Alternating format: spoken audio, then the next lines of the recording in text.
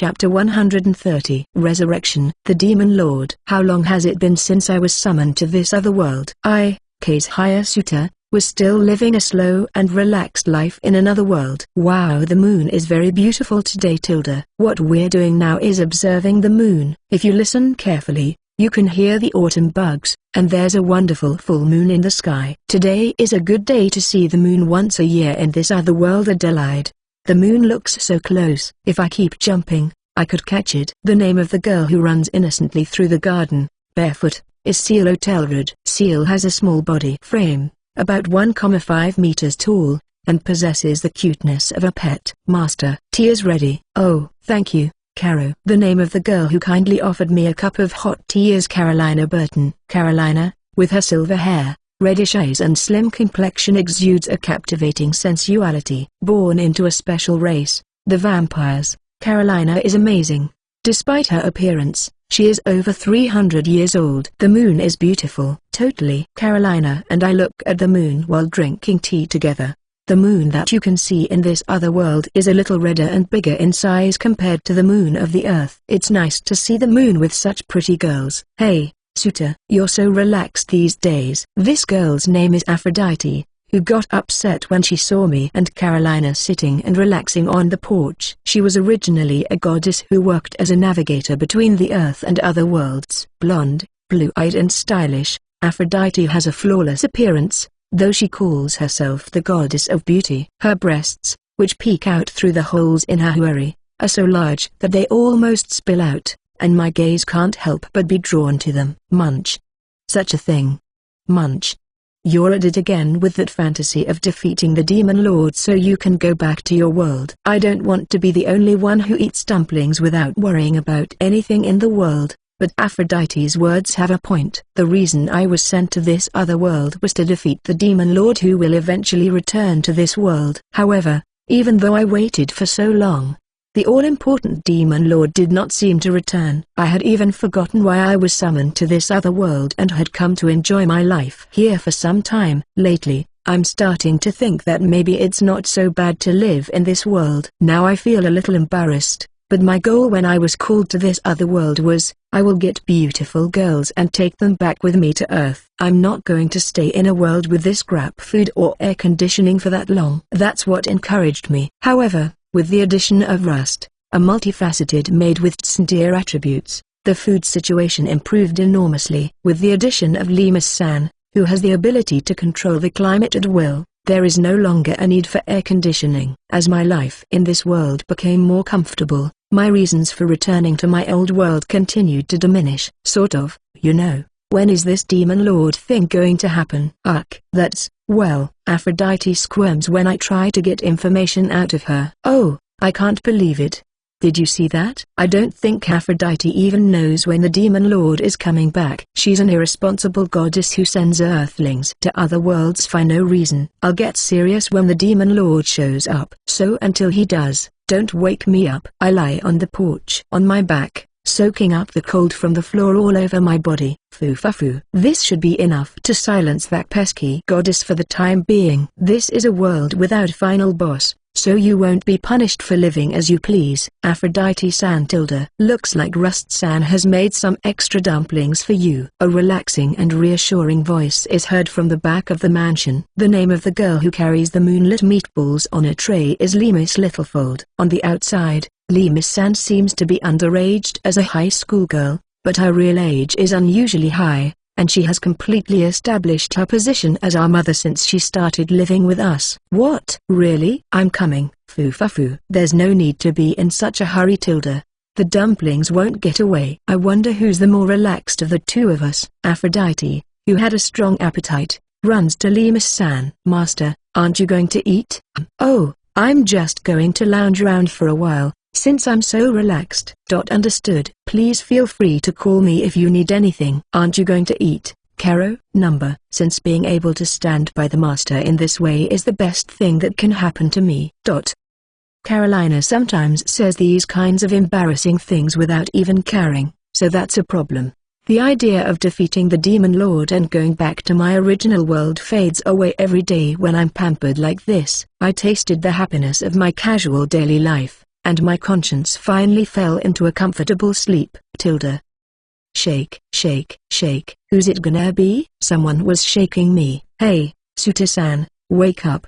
Please wake up. When I opened my eyes, I saw Seal there, dressed in her usual work clothes. Somehow, Seal's expression was pale, and I could tell at first sight that she was worried.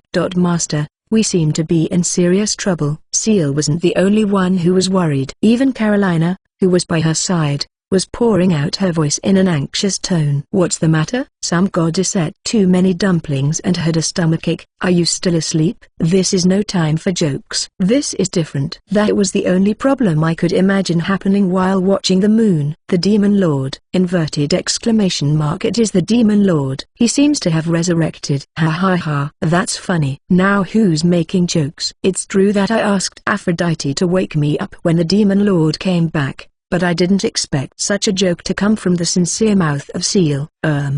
What? Something's wrong. I didn't want to fall asleep for so long, but it seems like it's gotten pretty dark around here at some point. What the hell is? I looked up to the sky, wondering. Instantly, what jumped into my vision was what can only be described as a castle. Surely the thing floating around is the well-known Demon Lord's castle that was once used by the Demon Lord, right? Seriously, I thought these events were supposed to occur with more careful foresight. When the hell did that flag appear? It looked as if it covered the autumn full moon and glided across the sky, as if to mock us, who were drinking and looking at the moon. Chapter 131. The Quest to Subjugate the Demon Lord. It was the day after the appearance of the Demon Lord's castle. Naturally, the Adventurers Guild was in a state of unprecedented confusion. Hey, this is going to be a disaster. Absolutely. I think I'll go back to the country while I can. It was probably all due to the appearance of the Demon Lord's castle that people,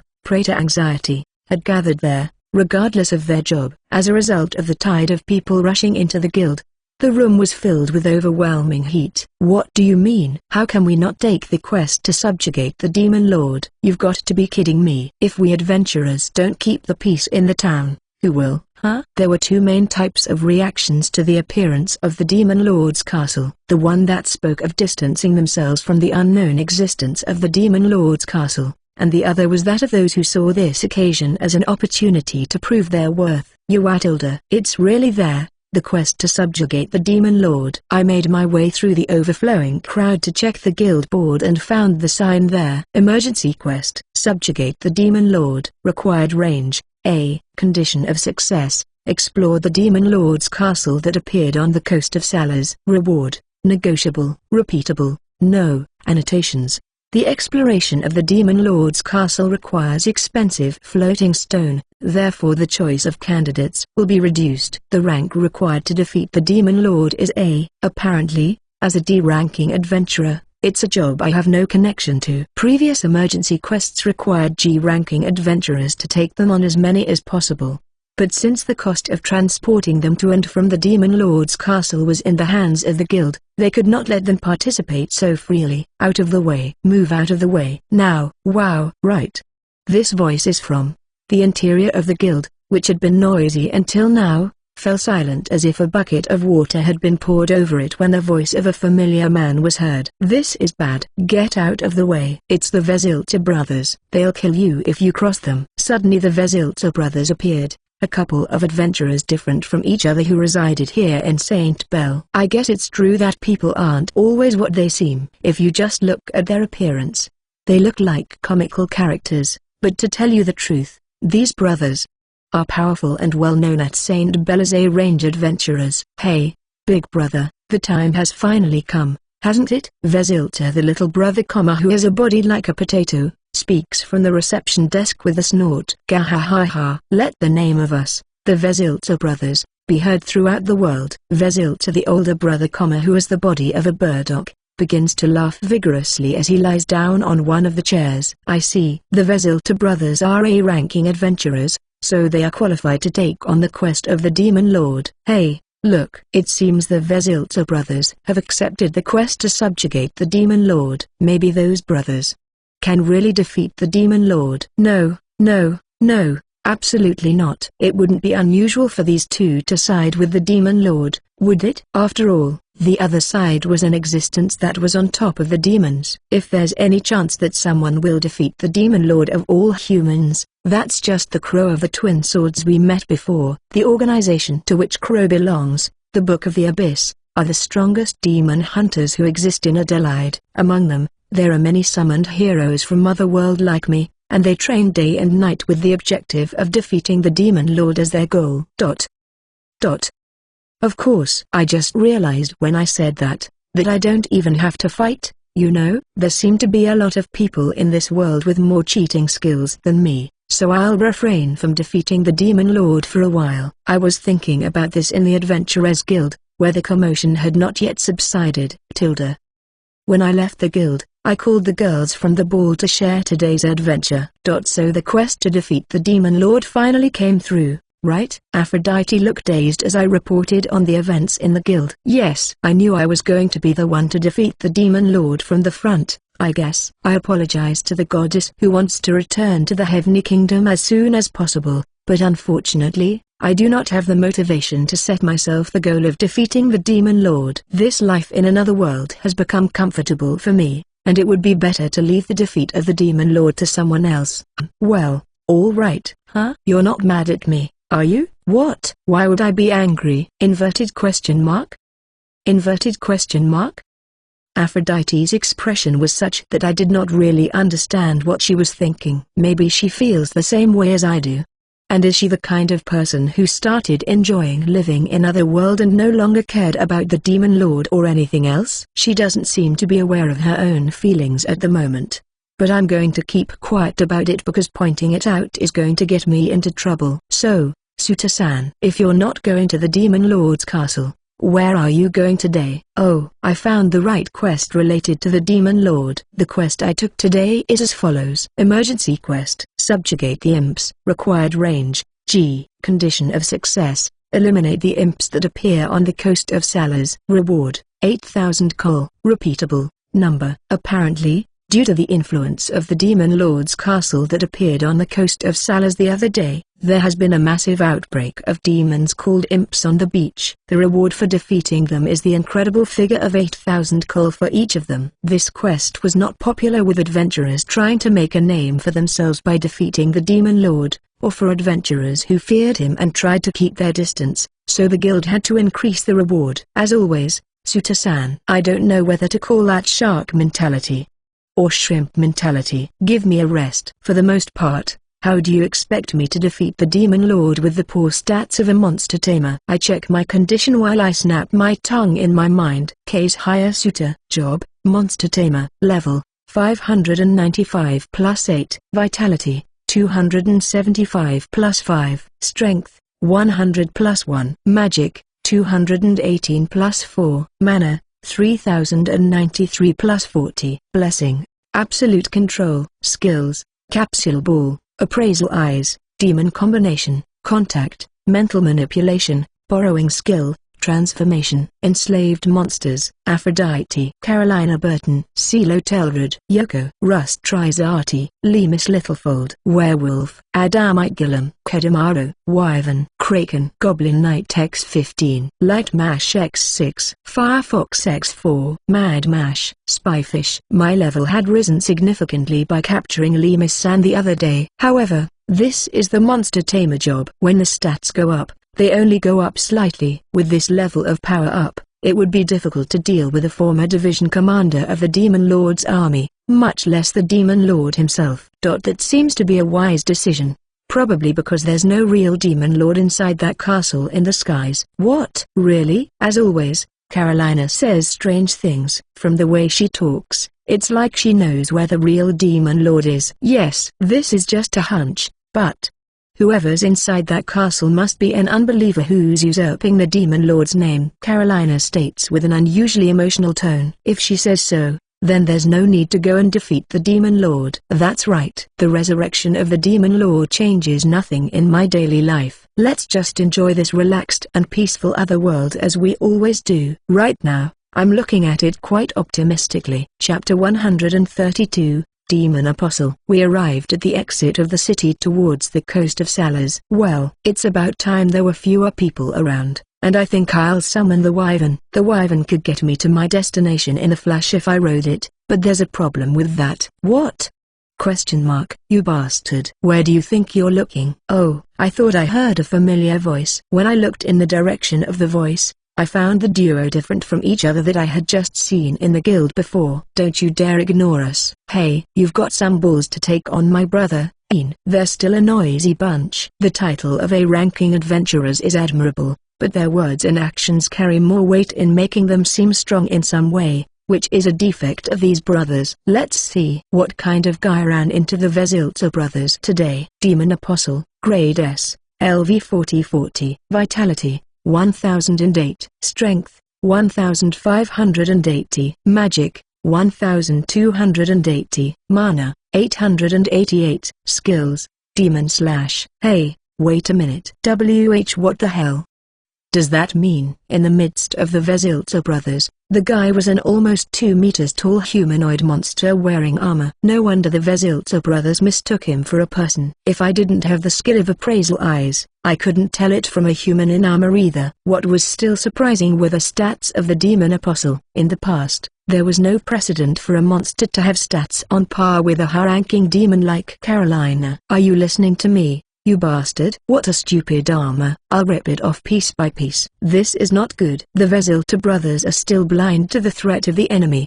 The unsuspecting Vesilta brothers pricked the armor of the Demon Apostle with their fingers. Shun. It was only a moment before a strange change occurred. Fresh blood splashed out as the Demon Apostle seemed to have drawn its blade at its waist. Gudjia. The bodies of the Vesilta brothers are cut to pieces as they scream in agony. Please run, Master. Yeah. In any case, the priority must be to ensure the safety of our friends. I put Aphrodite and Seal back on the ball, since I had let them out, and then I went into one of the alleys of St. Bell, with Carolina in the lead. What the hell are those things? They're pretty big for a bunch of knights from the royal capital. Where do they come from? Besides, that's where you realize a terrifying fact. The Demon Apostle who showed up wasn't the only one near the door. The number of enemies is 2, 3, 4, 5, 6. As I run through the city, the number of individuals I observe increases one by one. It has to be a lie. Right. What are we going to do with so many monsters like that when they can't even handle one? Monsters have appeared. Yujia, save me. If this is just a nightmare, I want to wake up. Suddenly, a Demon Apostle appeared and St. Bell's became a hell. Caro, tell me. What the hell are those monsters? They are Demon Apostles. They are the familiars of the Demon Lord Iblis armor. When Carolina explained it to me, it became clearer. I've heard this before, that demons often used monsters called familiars. For example, Carolina uses bat monsters, while Yuko uses undead monsters like ghouls. If the true identity of the monsters in armor was that of the Demon Lord's familiars, then their exceptional condition would be understandable. So, does the Demon Apostle's attack on the city have anything to do with the reappearance of the Demon Lord's castle? I don't know. It's just that the only person who can control the Demon Apostles is the Demon Lord Iblis armor. But that would be strange. The Demon Lord in that castle is a fake. So as a rule, he shouldn't be able to control such monsters. Carolina's words are as incomprehensible as ever. First of all, it is not clear what evidence Carolina has to say that the Demon Lord inside the Demon Lord's castle is fake. It has been a while, Carolina Burton.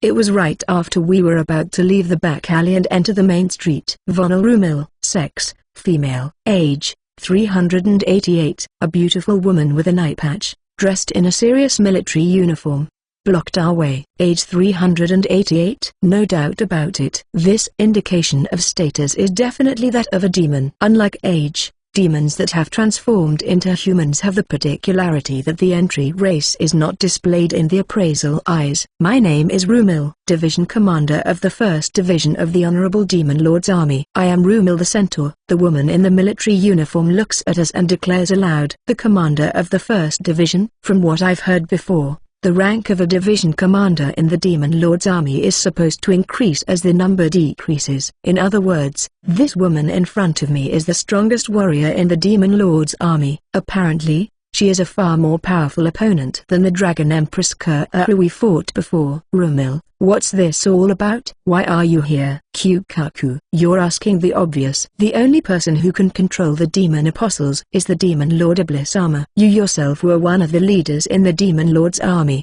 You know that better than anyone, don't you? A new and shocking revelation was said now. Was Carolina's identity that of a leader of the Demon Lord's army? We've been living together for a long time and I never realized. I was surprised, but I kind of expected it. No wonder, right? Carolina's reputation among the demons was extraordinary. Come to think of it, Carolina's old workplace must have been the Demon Lord's army. You should be proud of yourself.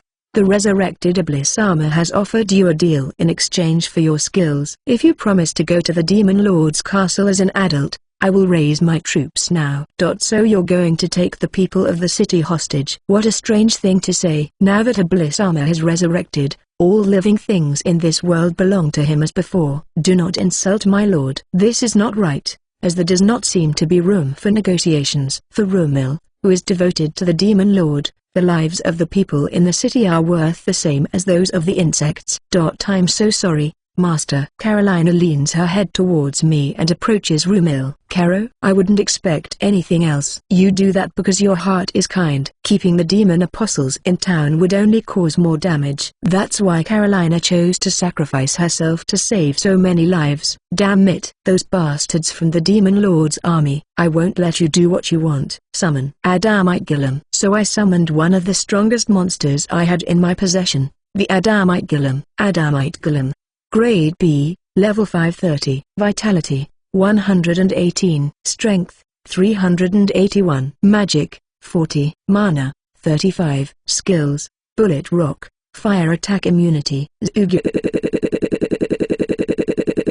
An Adamite Golem body press with all its weight on it hits Rumil. Did it make it? That was the moment when it seemed the difference in size had paid off and it had successfully brought down Rumil. Bishi. Immediately, the enormous body of Adamite Golem was cracked. It's useless, Rumil muttered as if bored, and the Adamite Golem crumbled to pieces, creating a great deal of dust around it. Huh? Hey, really? What happened? Quickly, I checked the status screen. Case hire suitor. Job, Monster Tamer. Level, 595. Vitality, 275. Strength, 100. Magic, 218. Mana, 3093. Blessing, Absolute Control. Skills, Capsule Ball, Appraisal Eyes, Demon Combination, Contact, Mental Manipulation, Borrowing Skills, Transformation. Enslaved Monsters. Aphrodite. Carolina Burton. CeeLo Telrod. Yoko. Rust Trizati. Lemus Littlefold. Werewolf. Kedamaro. Wyvern. Kraken. Goblin Knight X15. Light Mash X6. Firefox X4. Mad Mash. Spyfish. No matter how hard I looked, I couldn't find the name of the Adamite Golem. Are you kidding me? You mean she killed the Adamite Golem in one hit? Carolina, I'm a little disappointed. I didn't expect an expert demon like you to serve the wrong person. The words of Rumil, full of contempt. I don't think I can forget them. In my despair, I fell to my knees. Since I was summoned to this other world, I had enjoyed every day of my life. There was Aphrodite, Carolina, Seal, Yoko, Rust, and Lee Miss-san. From time to time, I would go on adventures to find and capture monsters. I thought those days would go on forever. But I was wrong. The everyday life I had built up to this day was falling apart, and I could hear it. Chapter 133, House Research. Then, the next day, breakfast time was the same as always, but there was only one girl missing from the table who should have been there. The living room of the mansion, which is already large, feels even more spacious. Now that she's gone, I can confirm it. For us, Carolina was too important. Shit. If Carolina-sama is gone, I don't know what I'm still doing here. The maid who hits the walls of the thwarted mansion is called Rust Trizati. Don't be fooled by her sexy, well-formed body. She is a beautiful girl who is also a tsundere. For certain reasons she changed her sex from male to female. It can't be. Do I have to work for a sad, abominable human being? The girl who sympathizes with Rust and pours out her frustration is Yoko, the Wraith. I understand how you both feel. Because Rust and Yoko had come to work at the mansion, worshipping Carolina, not me. Since Carolina is absent, it may be less important for both of them to stay here. Hey, you two, watch what you're saying. That's right. It's at times like these that we need to join forces and find a way to get Carolina back. After the two of them complained, Aphrodite and Seal turned around to reproach them and make sure we didn't fall apart. As you might expect, we can't go on like this. When you lose the gear that is Carolina, there is nothing else that can sustain our relationship. 1 or 2 more weeks may be the maximum to fool ourselves and to maintain the relationship we have now,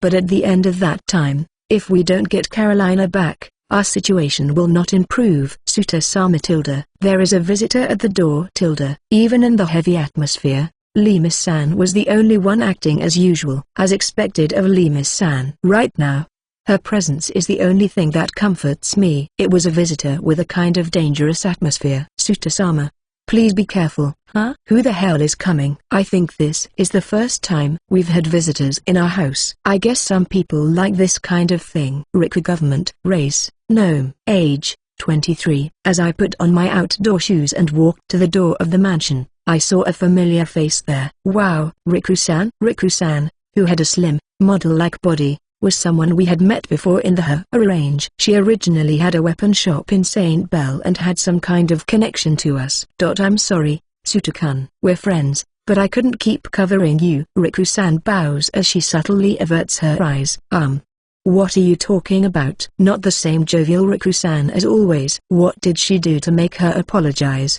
It was right after I wonder that. Thud thud thud. With the sound of countless footsteps, men in armor gather in front of the mansion. Whoa. What the hell is this? There's no respect for people's homes. Are you Case Hayasuta? You're under arrest for treason. Excuse me? One of the men in the armor says some nonsense. Treason? What the hell is this man talking about? Get out of the way. Investigate the house. This man must be hiding a demon inside the building. Hey, wait. I try to stop the men in a hurry, but I'm contained. Gwah, what a force. It is unlikely that the ineffectual strength of a monster tamer will allow me to escape the grip of these men. Worse, I couldn't even summon a monster with my hands. Calm down. This is when you need to use your wits. Let me go.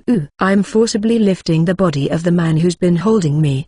With borrowing skill and the Kraken's strength increase large, I would not lose in a power struggle. Borrowing skill, grade A, active, a skill that borrows skills from an enslaved monster. However, only one skill can be borrowed at a time. What a power. If this continues. Calm down. I want the restraint drug administered now. It was right after I picked him up and tried to throw the man's body out of the house. Chiguri. Suddenly, something stung my neck. Wah. Suddenly, my vision became blurry. In the end, I couldn't even stand up anymore and I fell to the ground. We have the suspect, sir. We will now take him to the prison tower for questioning. With the last of my conscience, I thought I heard those words. Chapter 134, The Great Prison. You're going to be quiet in this room until your sentence is passed, aren't you? The guard kicks me, and I fall on my face in the little room. Guten. Click. As the guard closes the door, the room quickly loses its light. I had a headache. It got better at some point, but my vision was still blurry. Calm down. Let's go over what happened before we finish here. First of all, it was pretty clear as to why I was arrested. I could hear the men talking in the carriage until they brought me to the jail. The origin of the affair was the recent attack of the demon apostles which occurred in the town of St. Bell. Since the city was devastated by the massive influence of the demon apostles, which even the most advanced adventurers could not defeat, the question here is, who is responsible for the incident? As it turns out, it was me who they decided to blame. Since, unfortunately, I was apparently seen by some of the city's residents when I was talking to the enemy general, Romil. After further investigation, they discovered that there were many girls of the demon race living around me. This incident was orchestrated by Case Hayasuta in collaboration with agents of the demon race with the purpose of overthrowing the government. So, the government made up the facts of what happened in this case and put me in jail. A desperate situation. Even for me, it was a strange feeling. It's true that this happened to me, but it feels like it was someone else's. The human mind, when given unmanageable despair, can deceive itself into accepting it as someone else's. Whoa. When I try to get up to check the room, I fall down without any strength in my legs. Seeing it again, it's a terrible room. It was totally empty. except for a small window and a bathroom. First, I must find out what makes me in this condition. Thinking about it, I quickly checked my status. Case hire suitor. Job, monster tamer. Level, 595. Vitality, 27,248. Strength, 199. Magic, 2,216. Mana, 3,3063. Status, weakness. Blessing, not available. Skills, not available. The reason for the lack of strength in my body was clear. There is no doubt about it. This incident was caused by the status condition weakness. This is what it means to go from bad to worse. Although the situation is desperate, having your stats lowered so much and your skills blocked, it's the same as having your arms and legs taken away. Shit. What am I supposed to do? I was desperate, and all I could do was hit the ground with no strength. Chapter 135. Life in prison. Second day in prison. As usual, the status condition weakness remains intact. Absolutely weird. I can't think of any status condition I've experienced so far that hasn't been cured in a day. There is one possibility that comes to mind. Is there a drug in this food that we have twice a day that could cause the status condition weakness? That's all I can think of. Tomorrow I'll flush the food they serve down the toilet and try to see if I can recover from my condition. Day 3 of prison. I'm cold and I'm starving. I didn't know a human being can become weak just by not eating for a day. As for hunger, it's not unbearable, but what's more serious is thirst. I can't let the guards know that I'm skipping meals. From now on, let's try not to make eye contact with them. Fourth day of prison. Strange. I'm supposed to be skipping meals, but I'm not recovering from my condition. It's time to drink some water. My body's on edge. If I don't recover from this condition by tomorrow, I'll have to think of something else. Fifth day in prison. Damn it. I found out after eavesdropping on the conversation of some guards, and it seems that this prison tower has a weakening drug being poured through the cell's ventilation holes. In other words, you can't recover from the status condition weakness by skipping meals. I wasn't thinking clearly before. This is the world's largest facility for violent criminals. It's not going to be that easy to get out of here. Sixth day of prison. Once I started eating, I started feeling a little better. My belly was full, and my throat was wet, but my mind was still enveloped in a cloud of melancholy. The next strange thing that hit me was loneliness. It's been almost a week since I started living in the prison tower, and to this day I haven't talked to anyone else. It was like I was the only one left in the world. Seventh day of prison. I want to see someone. I want to have a casual conversation with someone, even for a minute. I wonder how Aphrodite and the others are doing. It's not like the guards captured them after I was taken, is it? I'm on the verge of tears because of how useless I can be. I can't even check the safety of those I care about now. Now I can see how blessed I was to have a daily life that should have been normal before. Eighth day of prison. Maybe my desire to see someone has been answered by God. The meeting with this guy came at an unexpected time. Really? I never thought I'd find you here. Hey, could this guy be? Since I can't activate my appraisal eyes skill, I can't confirm his name, but his face looked familiar. Chapter 136. Life in Prison 2. You are Crow. There's no doubt about it. I'm late to notice because he's wearing a prisoner's uniform, but the boy in front of me must be the cheating hero I knew before. His name is Crossed Ryuki, also known as the Crow of the Twin Swords. There's no need to hide it. This boy is one of those cheating characters who was given the strongest job in the world, the hero. Until you realized. He smiles meaningfully at me with a look of wonder on his face. Why is the strongest hero in the prison tower? If anything, I thought he was the one who caught the criminals. What are you doing, you idiot? Don't even think about entering the room. Crow rolled round the room limp as a guard kicked him in the ass. Huh? What the hell? What's going on? What the hell is that? There's a limit to your character's decline. I thought your trait was the most powerful cheating hero character. I know what you're thinking, but don't get me wrong. I've just been given the same weakening drug as you. So that's what you meant. Even the strongest cheating heroes cannot win against the status conditions. And I thought that since he's Crow, he should at least have the skill to repel the status conditions. So why did they send you to jail? It's the only thing that really doesn't make sense here. It can be said that the existence of Crow, a human even stronger than the entire demon race, is a hope for humanity. With Crow trapped, who will defeat the Demon Lord. Suicide is also a good option. Don't you see? Who has the most to gain from our imprisonment? If you think about it, you'll get to the bottom of it. With that said, I can come to a conclusion. If you think about it, it's not natural. How can two people summoned from modern Japan be arrested at the same time? We were set up. It can't be a coincidence. It seems you've come up with the answer. The second in command of the Demon Lord Army, the Great Wise High Uncle. Turns out that's the name of the guy who framed us. Despite the desperate situation, Crow told me in a slow and relaxed tone of voice. High Uncle, who was praised as the wisest general in the Demon Lord Army, has sent emissaries all over the world, and has also acquired the ability to interfere greatly in the internal affairs of humans.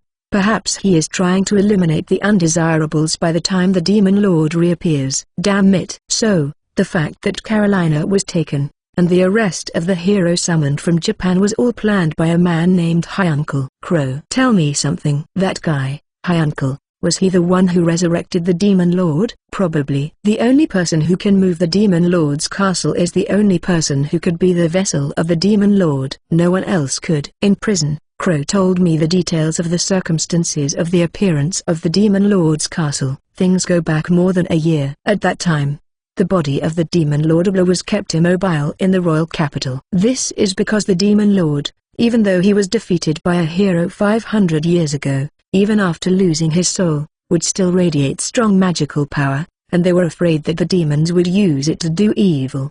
But High Uncle found out where it was. With his sneaky hands, he stole a body and somehow revived it. You seem to be very well informed about the inner workings of the world. How the hell do you know that, Crow? No matter how you look at it, it wasn't natural. Not even Carolina, who was actually a member of the Demon Lord Army, could clearly explain how the Demon Lord's castle came about. Of course, it was none other than me who managed to sneak in among the royal guards and steal a body. What? Huh? What did you say? What did this guy just say? I must have misheard. Yeah, I heard wrong. Don't get me wrong. Case higher. I fell into High Uncle's dirty trap. It was that strange girl who asked me to steal his body. She had the most magnificent breasts. I didn't mean to. That wasn't unintentional at all. In a fit of emotion, I punched Crow in the face as hard as I could. Crow's body, weakened by the status condition, rolled across the floor with a thud. You're such a virgin. It's all your fault. I was so focused on his strengths as a cheating hero that I had completely lost sight of his weaknesses. The weakness of the absolutely invincible and strongest hero. That is, his tolerance for girls was the same as that of an elementary school boy. Perhaps this time he was sent to prison is due to the fact that he was caught in a honey trap set by High Uncle. If you wanted to take Crow alive, fighting fair was out of the question. That's terrible. You didn't have to hit me. When I looked at Crow, he had tears in his eyes, holding his cheek from the blow. This guy. Seriously, I want to punch myself for being afraid of Crow as a cheating hero so far. After all, underneath that toughest, most famous cheating hero facade, he was just a naive high school boy. Gee, I'm sorry for hitting you out of the blue. You got any better ideas than that? I'm trying to get out of here. Anyway, we need to get out of here as soon as possible. Now that we know this High Uncle guy, who framed us both, is one of the bad guys, we have more reason than ever to get Carolina back. It's no use. Those of us who have fallen into a weakness condition are just high school students like everyone else. Now that we've reached this point, our defeat is final. Shit, I was an idiot for trying to trust this guy. In fact, Crow's right that the situation is so desperate, and that fact hasn't changed. It was impossible to escape from the prison tower no matter how many ordinary high school students were together just because they're friends now. It's alright if it ends well. It was right after I looked up to the sky in despair. Was it my imagination? For a moment, I thought I saw the face of a familiar idiot in the bedroom window. Suta tilde. Aphrodite the prettiest is here to save you tilde. The silly goddess has a smug look on her face through the window pane. Definitely. It's really Aphrodite. What's happening in front of us is beyond the comprehension of the human brain. How did she get here? The room we were locked in was supposed to be pretty high up in the prison tower. Damn it. You sure are heavy. Any doubts I had were dispelled the moment I saw Yoko's face. From outside the window, Yoko, who had the skill to fly because she was a wraith, was breathing heavily over her shoulder as she held Aphrodite in her arms. I was wrong about one thing. It's not all skills or stats. Apparently, since I was summoned to this other world, I've acquired many important things that don't appear in the numbers. Chapter 137, Prison Break. Meanwhile, at the same time, the girls, who had planned the operation to recover Suta, were on the grounds near the prison tower. Yuko-san just informed me. The room Suta-san is in is the B wing on the 8th floor of the prison building. After receiving the message from one of her Hitodamas Yuko's subordinates, Seal entered the underground tunnel that had been prepared in advance. Damn. That K's higher. Can't even take care of himself. Yufufu. It must be 100 years since I last had an exciting experience like this. The tunnel that led to the prison tower took a week to build. Seal, who used her gnome skills to dig the hole, and Lemus, who used water magic to prevent any kind of collapse by freezing the area, managed to finish the 100-meter-long tunnel. I hope Yuko-sama and the others are safe. Anyway, now we'll have to believe it's so. Let's hurry up and get going. Aphrodite and Yuko's team identified the room where Suta was being held, and Seal, Rust and Lemus' team would retrieve Suta through the tunnel. If the operation went well, they should be able to rescue Suta within an hour. Don't move, girls. Shortly after entering the prison tower, they were stopped when they spotted one of the men. Many of the guards working in the prison tower were former knights, and many of them had titles and powerful fighting skills. I don't see anything. What about the clothes? Could they have been soiled with dirt? The person who prepared the guards' uniforms was Rust, who was very good at sewing. Rust's uniforms, which she had created during the night in the hope that it would improve the success rate of the operation, were of a quality completely indistinguishable from that worn by women guards. Tell me your tasks. Depending on the answer, I may send you to one of the cells. The strong man drew his sword and blocked the way to Seal and the others. In terms of simple fighting ability, the advantage would be Seal and the others. However, if they didn't do something, he could call his friends. Seal and the others needed to get rid of him quickly and accurately. Rust-san, you're up. Seal, who was leading the operation, was prepared for this kind of contingency. On my way. After receiving Seal's instructions, Rust rolled up the hem of her skirt to the maximum, exposing the black lace underwear she was wearing. What? The guard was speechless, because the black underwear worn by Rust was of such a sensual design that it could only be considered that from the beginning it had never been created to serve as underwear. K's higher. I never thought the erotic underwear you gave me would be useful in this place. Judging by its appearance alone, it wasn't an exaggeration to say that Rust was a legitimate beauty, which further reinforced the appeal of black erotic underwear. Now, Lemus-san. With the man's eyes fixed elsewhere, Seal didn't let the opportunity pass. Roger. After receiving Seal's instructions, Lemus quickly got on the man's back to keep out of sight. Thud. Were barely been 2 seconds. Rust's combo of seductive techniques and Lemus' skill was a winning strategy they had developed for the mission to recover Suta. Lemus-san. This man is really just sleeping, isn't he? Lemus' quick technique for knocking him out without inflicting a single wound was so brilliant that it made Seal feel uneasy. Yes, I've just deprived the surrounding area of oxygen with my weather manipulation blessing, so I'm sure he'll be up and about in less than an hour. Lemus said such a thing with a refreshing smile on her face. At that moment, Seal and Rust swore in their hearts that they would never become enemies of Lemus. Chapter 138, Successful Escape. Seal and the others had managed to pass before the eyes of the guards and had reached their destination, the 8th floor of the prison. The number of guards they found on the way was endless, but they were able to neutralize them quickly with a combined attack by Rust and Lemus. Water Storm. The water expelled at high pressure had the power to cut even diamonds sometimes. Lemus' water magic cut through the iron cell. Suta-san. Never doubt you girls. The 3 people who rescued me from the cell were Seal, Rust, and Lemus-san. As soon as I see the faces of my friends, an unknown power rises from deep within my body. Come out now. I have an escape route in mind. It's true. Unfortunately we don't have the luxury of wasting time enjoying the excitement of our meeting. Anyway, for now, let's try to get out of the prison tower as soon as possible. Wait a minute. There's one person I want to take with me. As I stand, I extend my hand to the boy sitting there staring down. I don't understand. What are you doing? Crow, who was looking at us, was blatantly cautious. It's understandable. He, who belongs to the demon hunters, and I, who live with demons, are basically incompatible with each other. There's nothing more dubious than the kindness you get from someone who's been hostile to you. I'm not saving you just out of the kindness of my heart. I just thought I'd need your help to defeat the demon lord inside that castle. Although he has now lost his strength due to the weakening effect, Crow's ability to regain his condition was still unknown. For my part, I want to use everything available to help Carolina, who is trapped inside the castle. Case higher. I know what you're thinking. But does that girl agree with this idea of yours? He's right. I had thought so much about helping Carolina that I had completely forgotten how Lemus-san felt. This boy was the one who killed the Tatsunoko fighters under her command. Maybe working with Crow isn't what Lemus-san really wants to do. It's okay. We'll leave the past in the past. Crow-san. If Suta-sama approves,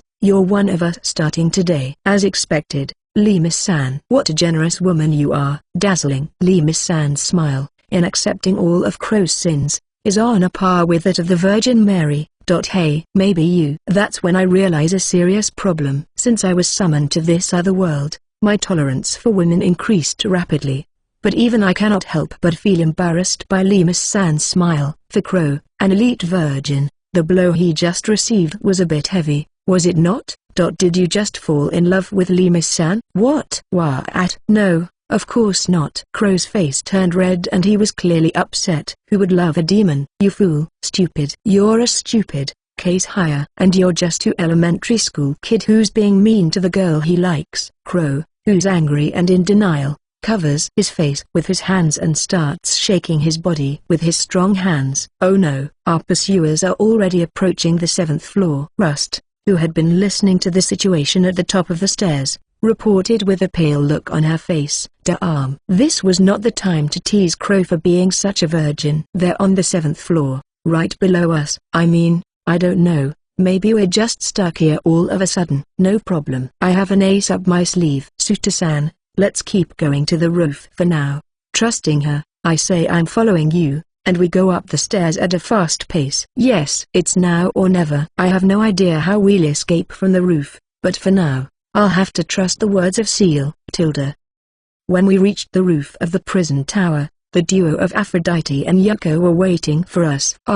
Geez. How did I end up in this situation? This is not a small feat of strength. Seal's idea of how to escape from the rooftop was only to rely on Yuko's levitating ability. So heavy. It's too heavy. No wonder Yuko is red as a tomato. After all, she's carrying the bodies of 6 people: Crow, Aphrodite, Seal, Rust, Lemus-san and me. You should be grateful, Tilda. You know, Suta, you owe a debt of gratitude that you can't repay. Even if you worked all your life. The goddess who was holding me had a look of pride on her face, even when she was upside down. Were you any use? I mean, were you not being held by Yuko's shoulders as you peered into the room? I would have liked to retort her all kind of things, but for once, I will be patient. Yes, of course.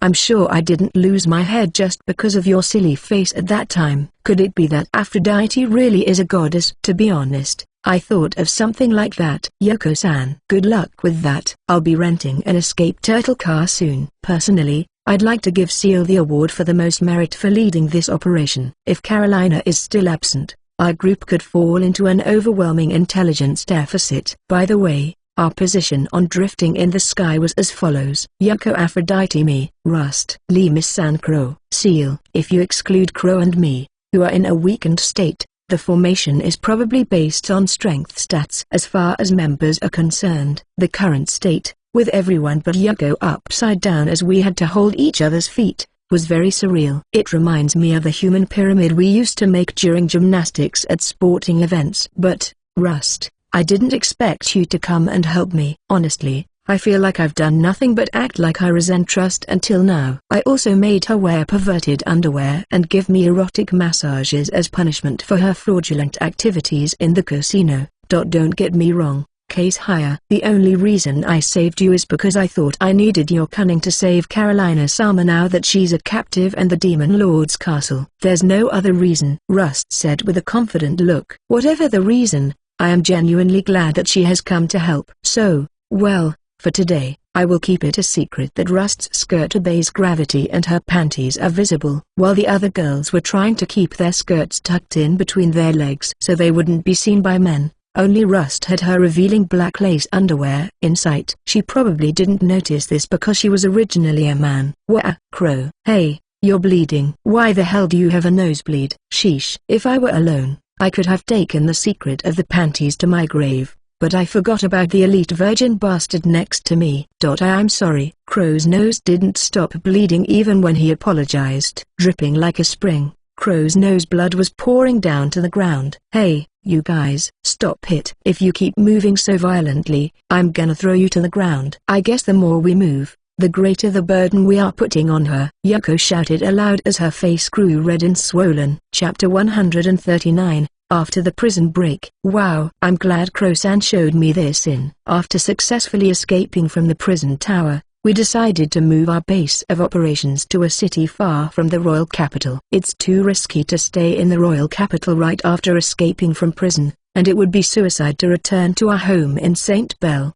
The Book of the Abyss Demon Hunters, to which Crow belongs, have many bases around the world. It seems that the inn they introduced us to is one of them, and they seem to have made all kinds of devices to make it difficult for the government to notice them. As for Crow, it seems that he has met with the members of Book of the Abyss and is now with his friends. Through this one incident, when it came to defeating the Demon Lord, I was able to secure promise to fight alongside Crow, so in the long run, being trapped inside the prison tower could have been a good thing. It's a terribly run-down inn, by the way. Reminds me of the first night I spent with Suta. Haha. That's right. At that time, the only girl in my party was Aphrodite, and the only monsters I had under my control were the goblins. Thinking back to those days, I think our party has become quite large. New. What the hell? The shower at this inn says you can only use it for 20 minutes a day. Yuko gets out of the shower and says some disconcerting words. Ugh. Really? It's true that even in Japan's cheap lodgings,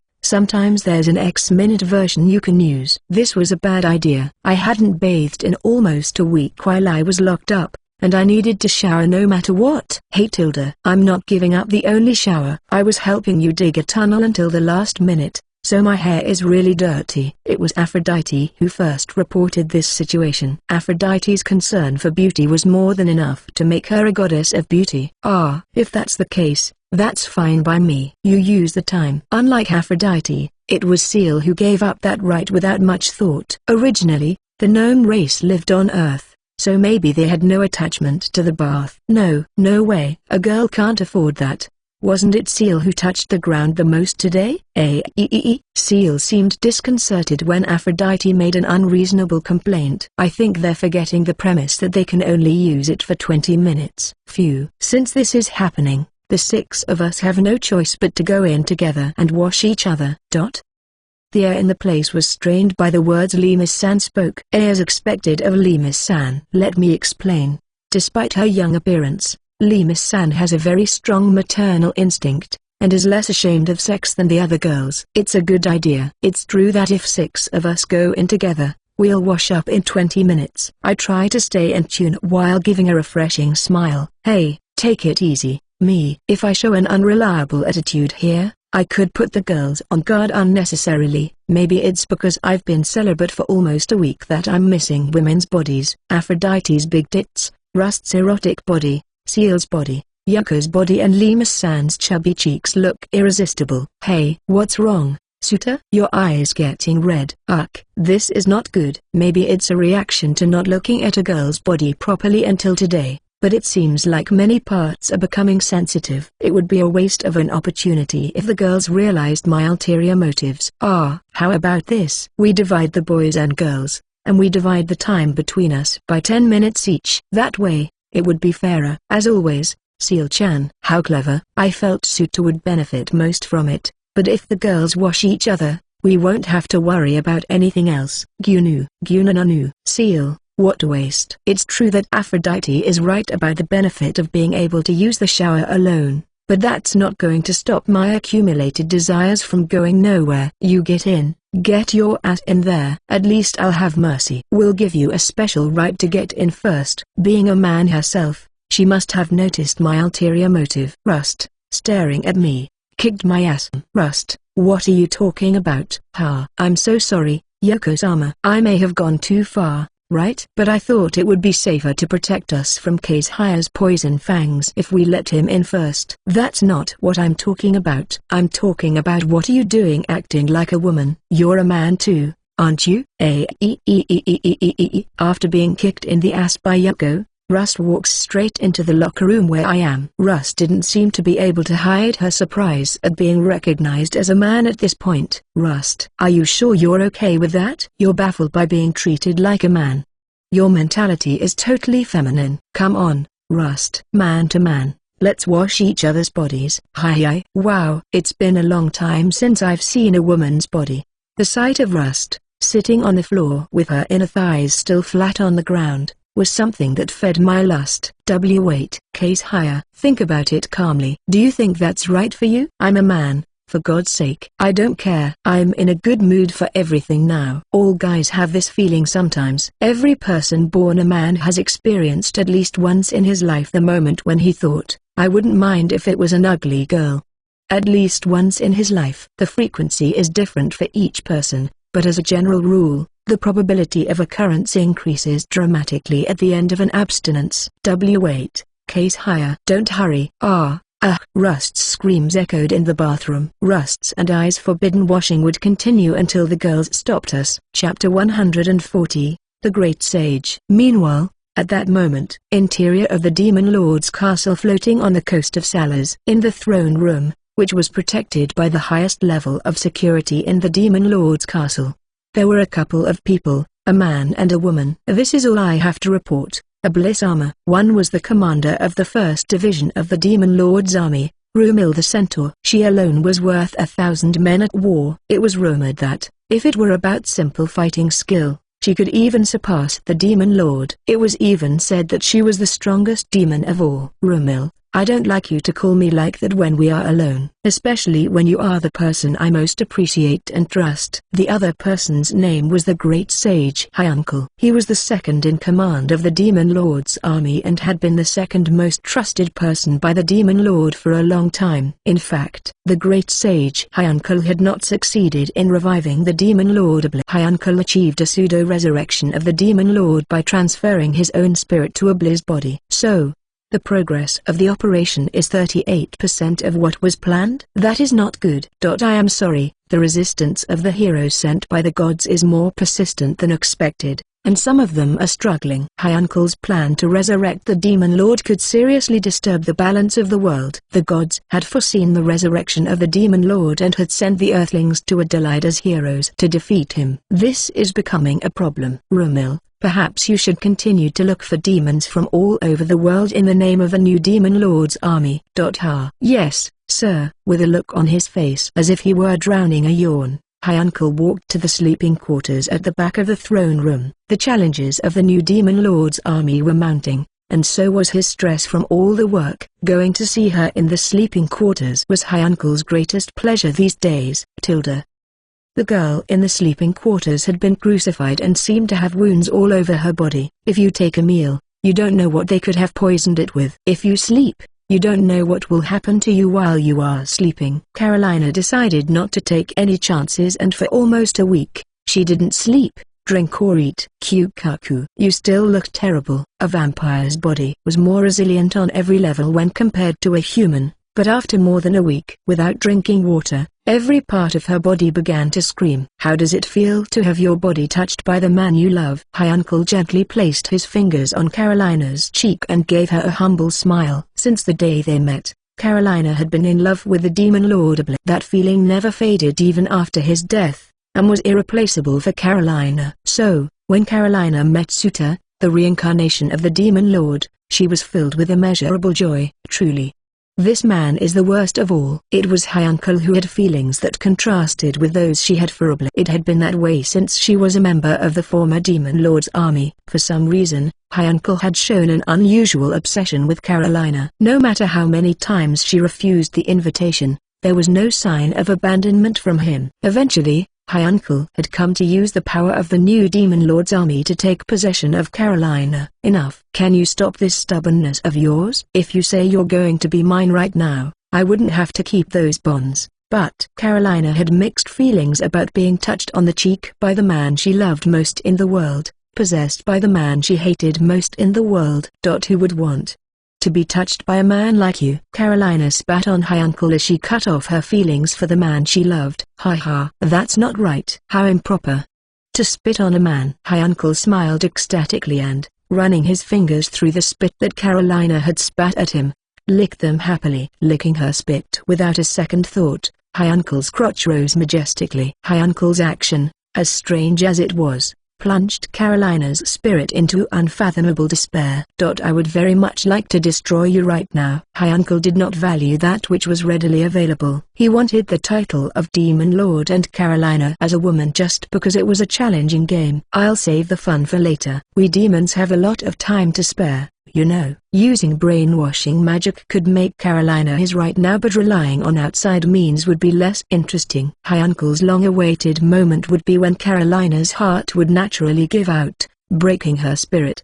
Help me. Please help me, Master. In fact, she would like to shout those words out loud, but she did not want the man in front of her to be upset when he realized it. As she kept her composure, Carolina prayed fervently. Chapter 141. Unexpected developments. It has been 3 days since I escaped from the prison tower of the royal capital. The opportunity to infiltrate the Demon Lord's castle came much sooner than I would have imagined. Yes. Now, please enter the room in order when I call your name. What? What am I doing? To tell you the truth, I'm here to do an interview for the new Demon Lord's army. Transformation, Grade A, active. A skill that changes the appearance of a demon enslaved for a certain time. However, the values of its stats do not change. I, who borrowed Rust's body through the transformation skill, for anyone who saw me would think I was a demon. When I look down in the waiting room, I see black socks coming out of a tight skirt. Rust. As always, her body is quite erotic. Dressed in a shiny job-seeking suit, Rust's body had a different kind of eroticism than when she was wearing her maid's uniform. Number 1. Srasan the Cerberus. Enter. When a man in black shouts out his name, a big guy sitting next to me enters the interview room as if he were being sucked in. Bardem. It will be okay. My plan is going to work. Why did I come here in the first place? Why am I here to be interviewed for the new Demon Lord's army? It all started with an incident that took place 2 days ago. Suitor. The food. Is the food ready yet? I woke up from bed that day with a sleepy Aphrodite hugging me, but in my head, I was only thinking seriously about the future. What do we do? How can we save Carolina from being trapped in the Demon Lord's castle? An innovative idea can arise at an unexpected time. Suitor-sama, look at this. This morning, an imp-san handed me something interesting. It was in the middle of preparing breakfast. The flyer that Limas-san showed me when she came back from shopping had a surprising phrase that from now on you can be in the Demon Lord's army, work for the legendary Demon Lord with all the benefits. A cozy workplace. Apparently, this flyer seems to be a job ad that senses the magical power of demons and spreads them out to an unspecified number of them. When I saw what the flyer said, I realized something. The newly created Demon Lord's army must be suffering from a serious labor shortage. I cannot afford to waste this opportunity. An eye for an eye, a tooth for a tooth. The power of the Demon Lord's army is so strong that it is almost impossible to defeat it from the front. That is why I chose to follow Hi Uncle's method and attack the enemy from within. Well, then, Rust tries Artie-san, can you tell me more about the motivation for us, the new Demon Lord's army, to accept you? Vicious McGon. Gender, male. Age, 521. When I entered the interview room, there was a man who was in his early years. Although he is disguised as a human, the fact that he is in this room suggests that he is also a demon of some kind. He was an old man with the look of a dandy and the beard of a Kaiser. Yes, the reason I wanted to join the new Demon Lord's army is because I felt an affinity for Oblisama's philosophy of demons first. Ho ho ho. And what do you think about that? That this world is wrong. Weak humans go around looking so proud, and we demons, who should be strong by nature, are forced to bow our heads. When I join the new Demon Lord's army, I will definitely lead the world in the right direction. Excellent, Rust-san. You seem to have a very noble idea for one so young. Kekik. In any case, as long as you say we first, you will be appreciated. So members of the demon race are a bit predictable. By the time I got here, I had already been prepared for the interview by Rust herself. Rust is a master at manipulating people, and her techniques for gaining their trust were nothing short of revealing. Let's see. Hey, this is great. Had you been working for the former division commander of the Demon Lord's army, the Dragon Empress Kurosama, for 5 years? Vicious-san exclaimed as he looked at the resume on his desk. Yes, Kurosama was sometimes strict and sometimes kind, and she taught me, an inexperienced person, about what demons are. I think the experience I learned with her will definitely be useful in the newly created Demon Lord's army as well. I have heard that Kurosama is especially strict with her subordinates, and you must be a great demon to have worked for 5 years in a harsh environment where a blunder could result in immediate decapitation. Ugh. I didn't know Rust worked in such a tough environment. She was able to survive even in such a harsh environment. There is much we can learn from Rust's way of life. By the way, do you know Bianca? By Bianca? Yes, that's right. Bianca is an old friend of mine. I also served Kurosama. I haven't seen them for almost 100 years, but I was wondering how they are. This is bad. Depending on how I respond to this, all the work so far could be lost. It is true that Rust worked for Kururu, but even if I had transformed into Rust, my transformation skill does not take on the memories of others as well. Right. I'm sure she's doing fine. This is a dangerous subject. It will be fatal if I don't cut it as soon as possible and change to another topic. That's what I thought, and I decided to get over it with a vague answer. What do you mean by she? Sure. Bianca has been very good to me. It was reassuring in many ways to have another girl at work. Hey, what the hell are you talking about? Bianca is a man, isn't he? Oh. Huh? You've got to be kidding me. You bastard. You have a confusing name. When you hear the name Bianca, you usually think of a woman. Now I'm having doubts. Did you really work for Kurosama? It can't be helped. Once they suspected me, things would become much more difficult. To begin with, when she worked for Kururu, Rust was a man. We have a problem, don't we? It's called career fraud when people do that.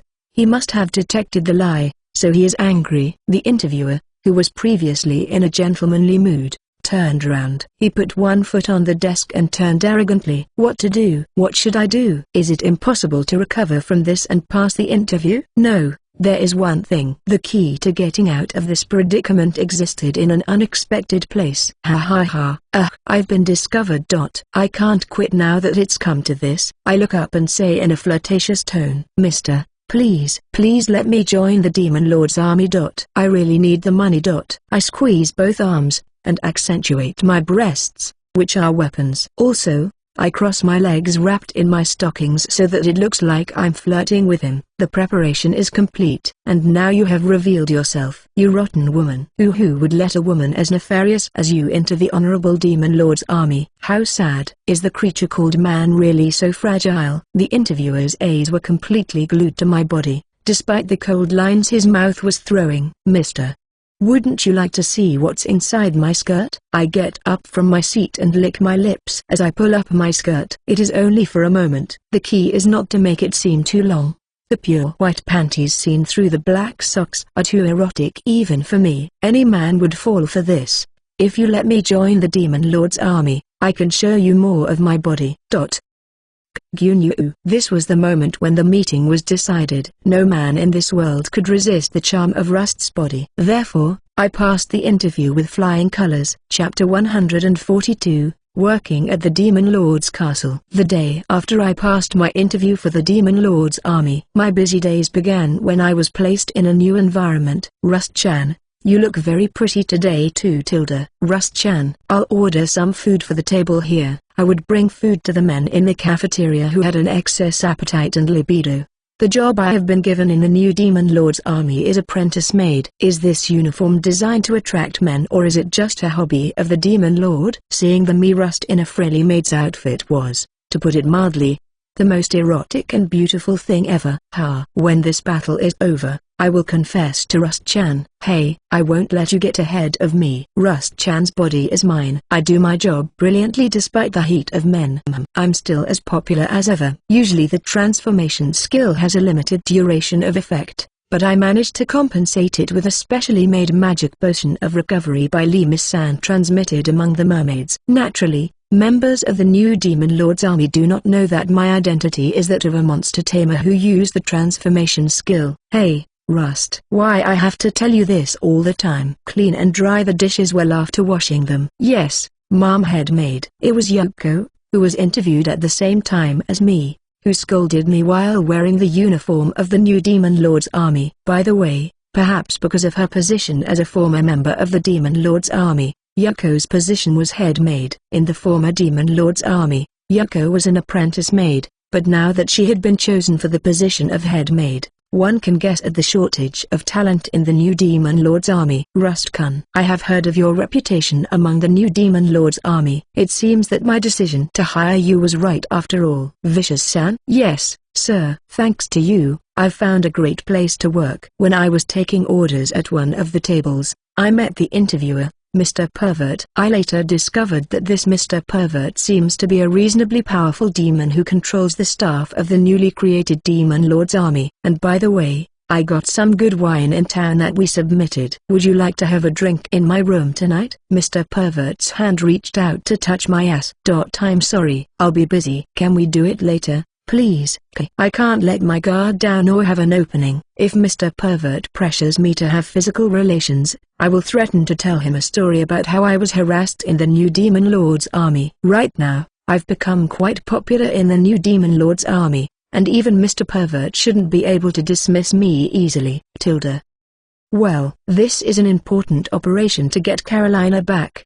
But I'm also stealing some looks from others at work. The prerequisite for getting Carolina into the capsule ball was to reduce the distance to the target monster to a radius of about 5 meters. Contact, Grade D, Passive, a skill that allows the user to have a mental conversation with the enslaved monster. It is effective within a 50-meter radius of the user.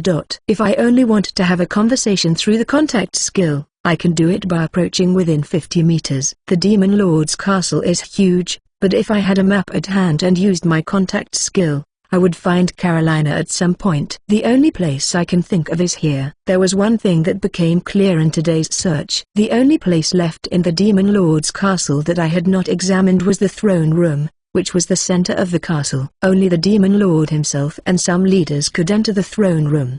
Wait for me, Carolina. Naturally, I could not afford to take it easy and work until I was promoted to a higher position. When I found out where Carolina was, I looked for a way to get into the throne room. Chapter 143, Meeting with Rumil. The next morning, the opportunity fell at my feet at an unexpected moment. How strange. There are so many people this morning.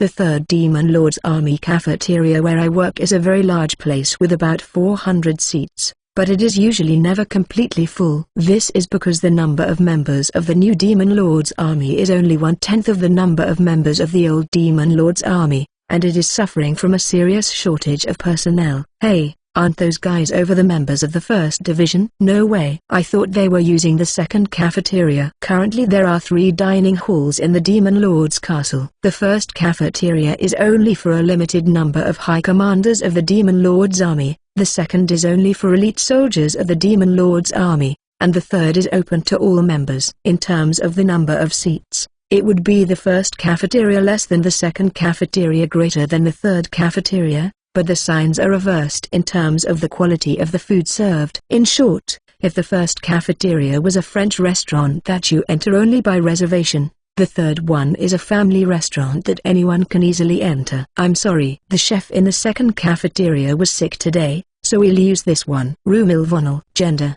female. Age, 388. The moment I saw the woman's name, my heart jumped and accelerated. Rumil. There is no doubt about it. She was the leader of the attack on Saint Bell with the demonic apostles at the head. The memory of her hand raising the Adamite Gilum and destroying it in an instant is still a trauma to this day. I never thought I would meet her, who was the commander of the first division of the Demon Lord's army, here in this place. Hey, you there.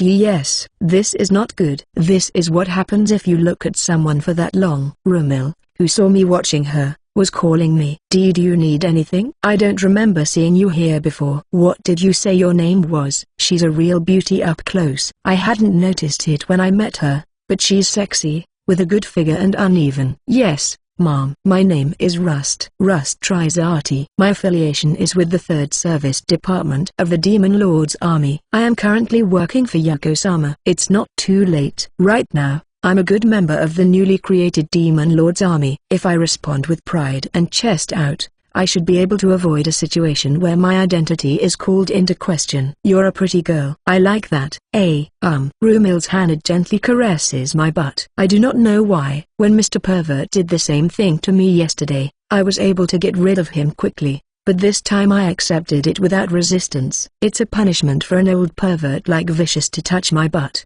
but it doesn't feel bad to be touched by a beautiful woman like Rumil. Rust, come to my room tonight, dear. I'll be sure to take good care of you. Rumil says that as she rolls her tongue over her lips. Her hand was still caressing my butt. Maybe this is a once-in-a-lifetime opportunity, because it was.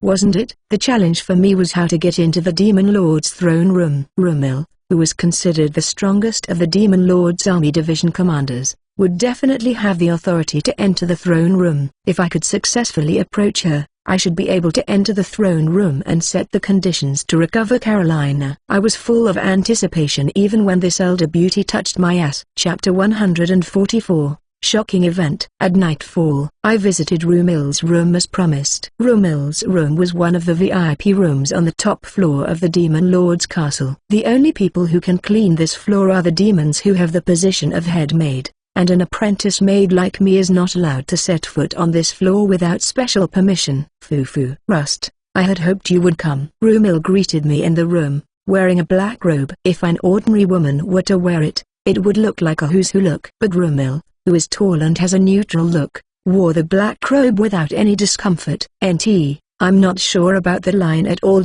Rust, do you drink wine? Number. I'm not much of a drinker. Good. Then I'll put you some grape juice instead. Rumil took a bottle of purple liquid from the fridge and poured it into a glass. It's funny. She treats me the opposite of how you would treat a maid. By the way, why did you decide to join the Demon Lord's army? Rumil says that as she pours the juice into one of the glasses. Actually, I've wanted to meet the Demon Lord for a long time. So, I decided to join his army in the hope of having a small chance. I see. It's true that Abyss-sama is the one that all the demons admire. I understand your feelings painfully well. Good. So far, the conversation has continued as I had assumed beforehand. I don't know why, but it seems that Rumil likes me in a sexual way. Otherwise, she wouldn't have touched my ass or called me to her room. When we met, I call this operation using my women's weapons reluctantly. After that, if I can use Rumil and get her to fulfill my selfish desire to enter the throne room, I will have a chance to help Carolina. Rumil-san, you've already met the Demon Lord, right? That's right. Abyss-sama and I have a 100-year relationship. How could one meet the Demon Lord? Abyss-sama rarely leaves the throne room. To enter that place, you need this pendant that I am wearing. Rumil pulled the pendant from her cleavage. Well,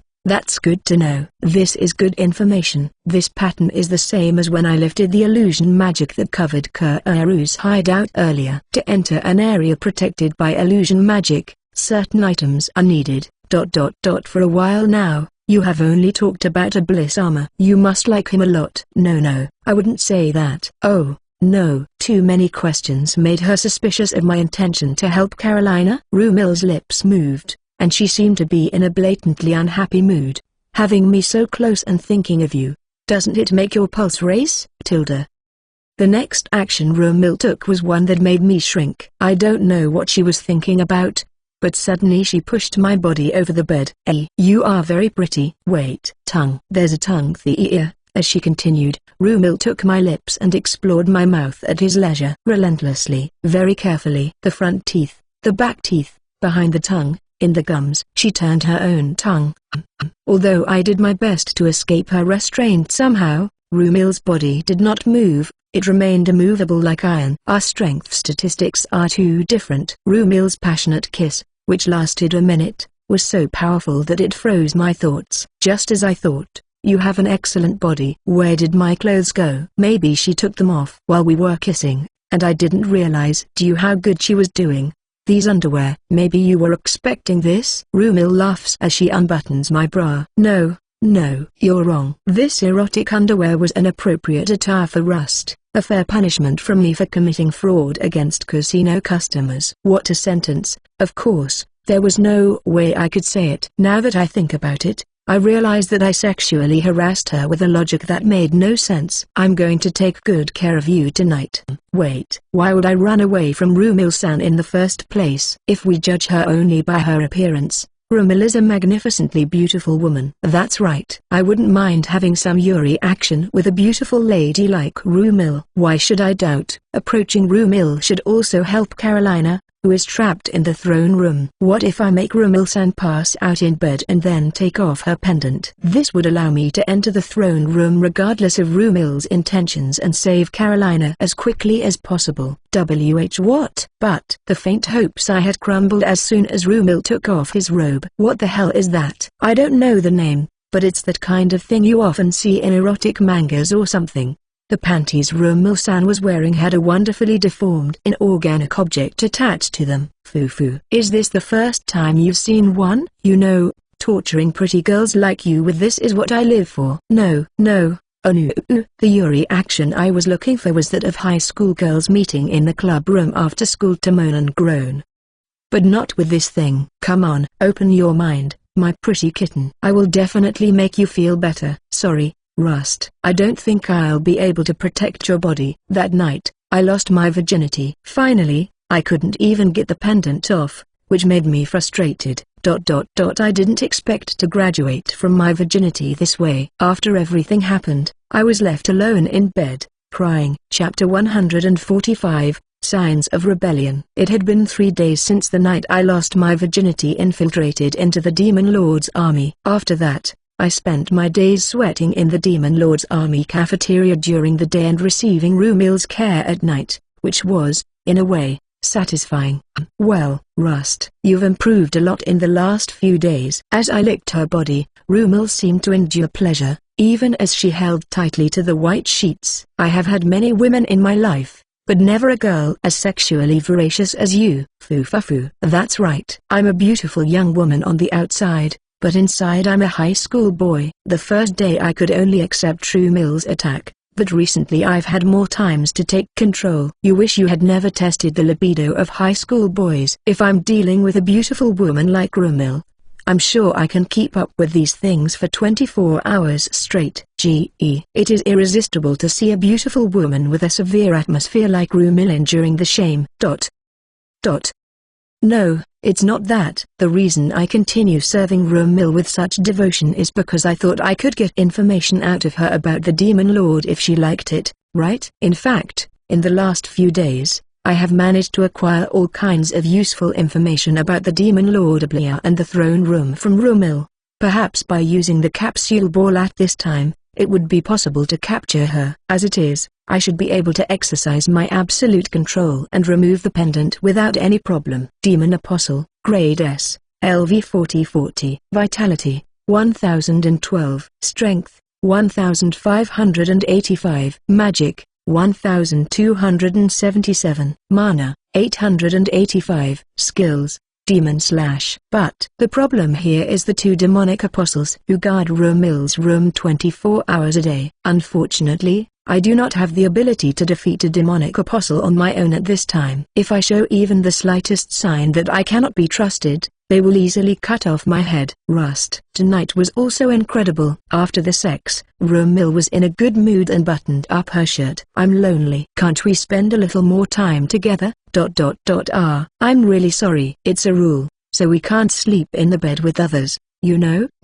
That's too bad. So, in the end, I won't be able to take the pendant off tonight. If I could sleep in the bed with her, I could take the pendant off while she was sleeping, but she seemed determined to follow the rules. It is unlikely that Rumil will break Demon Lord Castle's security protocol. It can't be helped. I would have prevented it if I could, but now that it's come to this, I'll use the last resort. Whether it's with laughter or tears, everything will be fixed tomorrow. Chapter 146. The Siege. A bell was ringing inside the Demon Lord's castle to announce an emergency.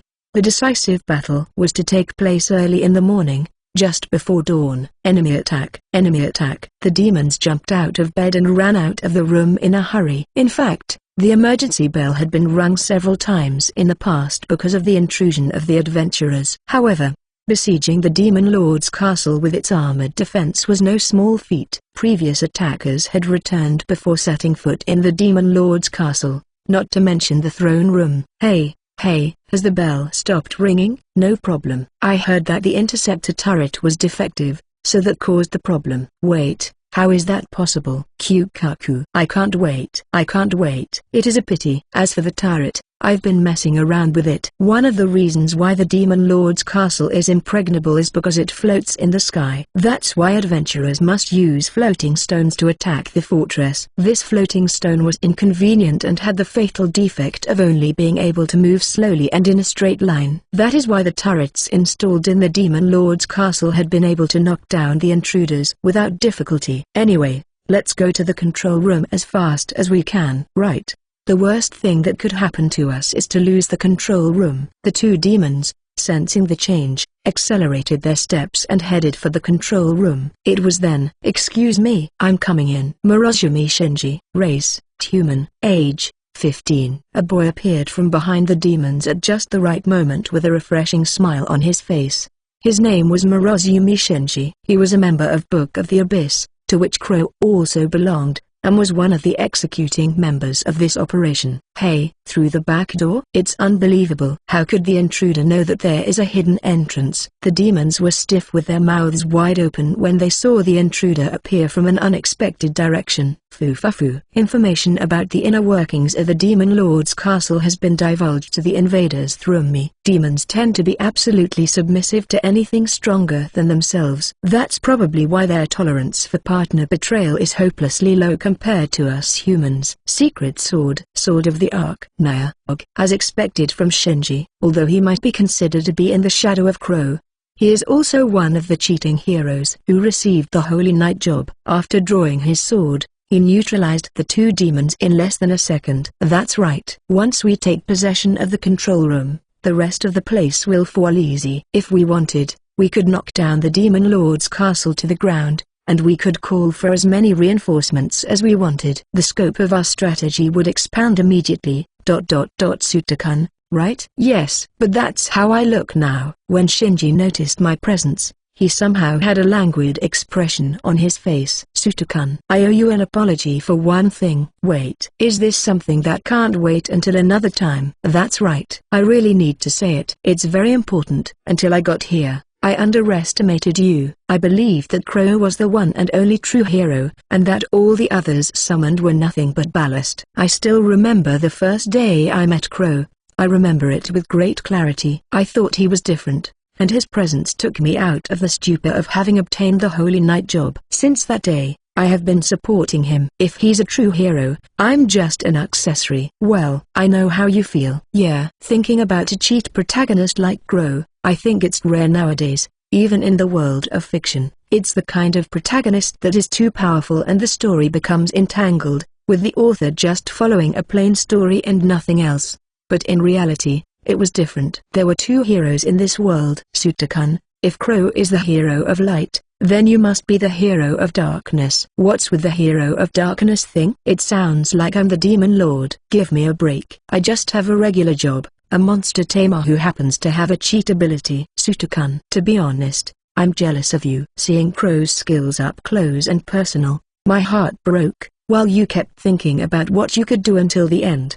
I wonder where the difference between the two comes from. Yeah, I understand that. I understand, so don't let your self-loathing get to you anymore. Now that Shinji had arrived, taking control of the control room would go smoothly. I set Shinji's story aside properly and headed for the Great Hall of the Demon Lord's castle, which would be the main battlefield for this decisive battle. Chapter 147, Two Cheat Protagonists. Whoa. It looks like it's already started. Inverted exclamation mark Dodon. Inverted exclamation mark bang. Gasa, gasa. Kayuayan. As I approached the Great Hall, a violent sound, like the sounds you see described on mangas, assaulted my ears. Crossed Ryuki, race, human, age, 15. The one who made the noise in the center of the Great Hall was, of course, this boy, Crow of the Twin Swords.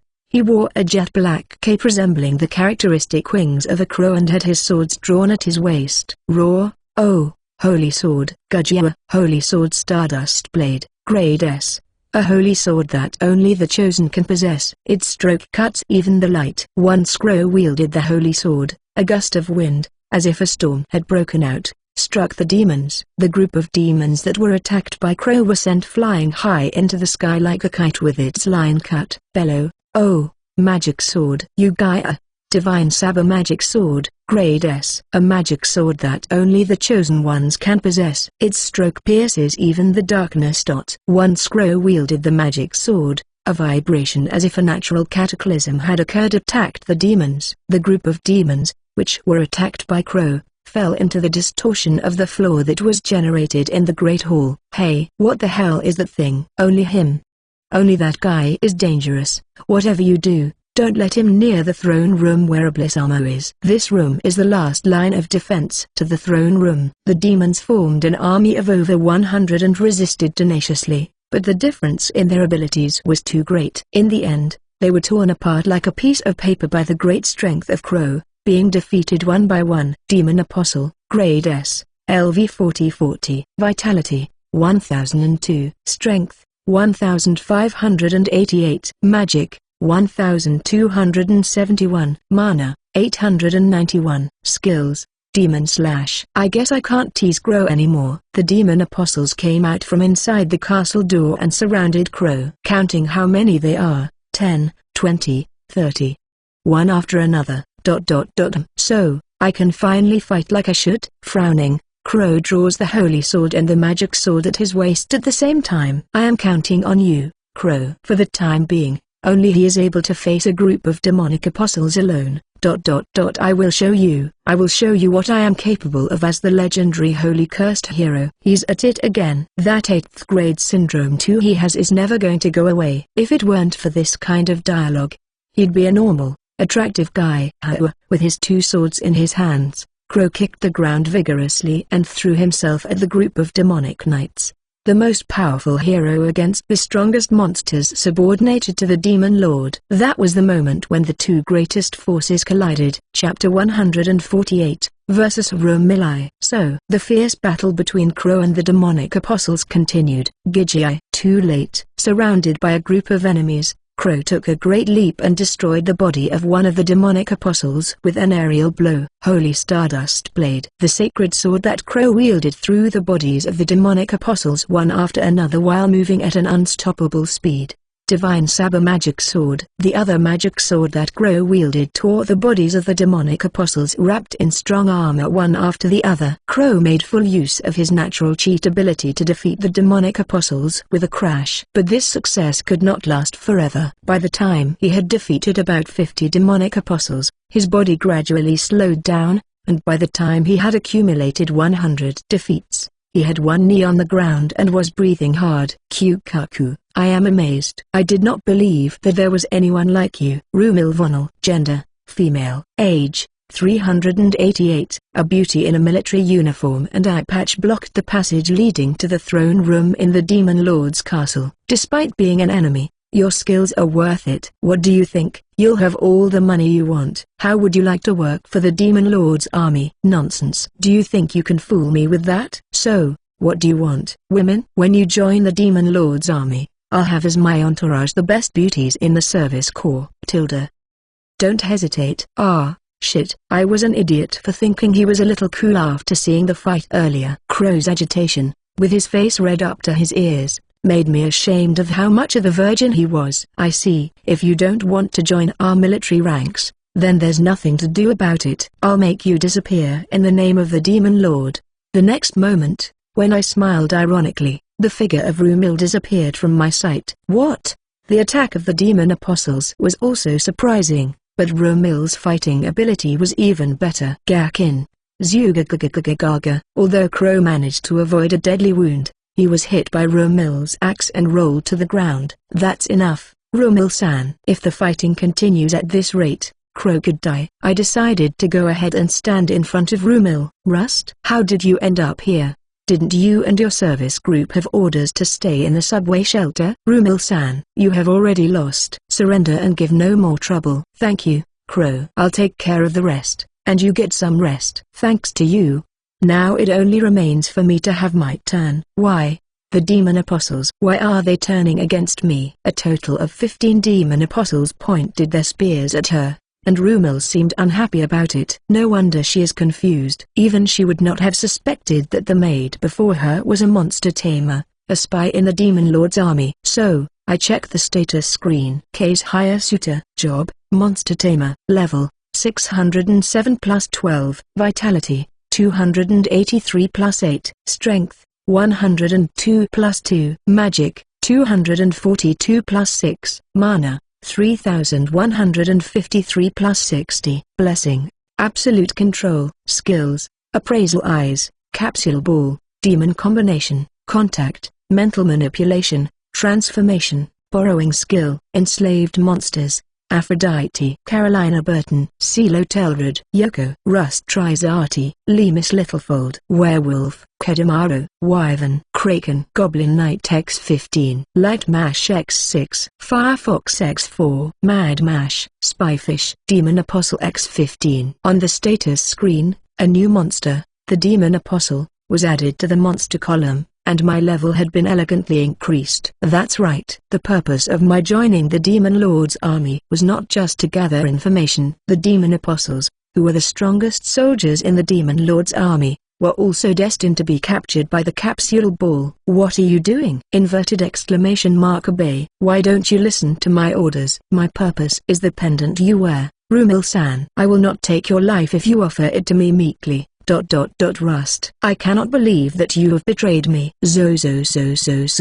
Suddenly, a chill runs down my spine. This is the Rumil's killer instinct, who is called the strongest demon. Obviously, it is not on the same level as the opponents I have fought before. I must not let it overwhelm me. If I were to get scared and turn my back on her here, all the efforts my friends have made so far would be futile. I have not betrayed you, for after all, I was never on your side. I have been working with this intention from the beginning all along. It was good to say it clearly here. The fact that I have been deceiving her is not going to change, no matter how I explain it. Picky. The mask of Rumil, who had been playing the role of gentle boss until now, was broken, and her face was immediately engulfed in a torrent of anger. I loved you. My ears.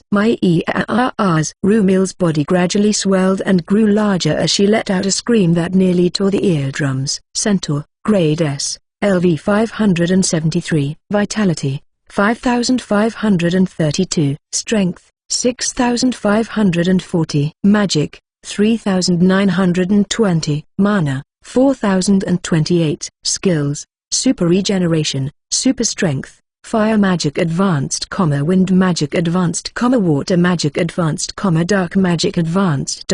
In the end, a monster appeared with the upper body of a human and the lower body of a horse combined. Chapter 149, versus Rumil 2. Hey, what are stats? Is it true that she is the strongest division commander in the Demon Lord's army? Rumil's stats were by far the strongest among the enemies I had fought in the past. While raising her voice, full of fury, Rumil struck with the great axe in her hand. Beshin. What's up with that? One of the demon apostles who had been hit by the great axe sunken into the walls of the Demon Lord's castle and disappeared without a trace. Hey, it's over. I quickly checked my status. Case hire suitor. Job, monster tamer. Level, 607. Vitality, 283. Strength, 102. Magic, 242. Mana, 3153. Blessing, absolute control. Skills, appraisal eyes, capsule ball, demon combination, contact, mental manipulation, transformation, borrowing skill, enslaved monsters, Aphrodite, Carolina Burton, CeeLo Telrod, Yoko, Rust Trizati, Lemus Littlefold, Werewolf, Kedamaru, Wyvern, Kraken, Goblin Knight X15, Light Mash X6, Firefox X4, Mad Mash, Spyfish, Demon Apostle X11. Hey, they are less and less, even as I check them. This is not good. By my calculations, we would gain victory as soon as we surrounded her with demon apostles, but the plan went completely wrong. Grow. Can you still fight? Breasts. But your lowest level is that of an elementary school child. He must have exhausted all his energy due to having battle after battle after battle. Sitting on the ground, Crow appeared to be sleeping as he spoke lewd words. Rust, I will apologize for you to Abyss-sama for this. I will personally punish you severely later. Wait a minute. After betraying her so spectacularly, is she still going to forgive me? I've been aware of this for a long time, but the way Rumil's commitment to Rust is unusual. Wait, maybe I was already prepared to defeat her without knowing it until now. Rumil-san, I'm sorry I deceived you. I see. I'm glad to hear it. Finally, you are ready to listen to me. After receiving my apologies, Rumil seemed really relieved. There is no doubt. If I can exploit this weakness, it's sure she can be defeated. The look of relief she showed me was enough to convince me of that. So you can see that I'm really sorry. Here I am. See who I really am. Let's go. This is my trump card. Transformation skill disabled. Goodbye, voluptuous breasts. Goodbye, voluptuous butt. My body was immediately engulfed by light, revealing the original body of a lumpy, angular man with nothing interesting to say. Fresh blood came out of Rumil's mouth. No, no way. You're a man. I know the feeling. I know how you feel. For clarity, if you think of it as a gender change, Rumil must have been as shocked as if the first girlfriend she ever dated was actually a transvestite man. For Rumil, who likes women, it would be a shock if the person she let lick her body was a man. It's a lie.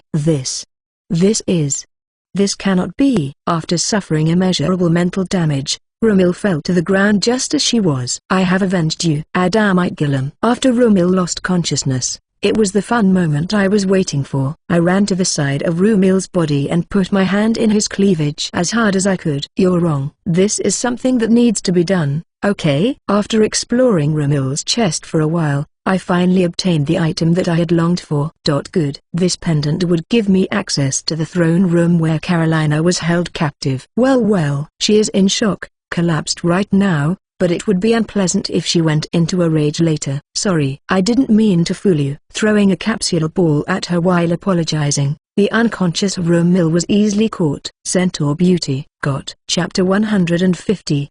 Tragic news. After safely getting the pendant, I decided to head straight for the deepest part of the Demon Lord's castle, the throne room. The pendant on my palm glows with heat.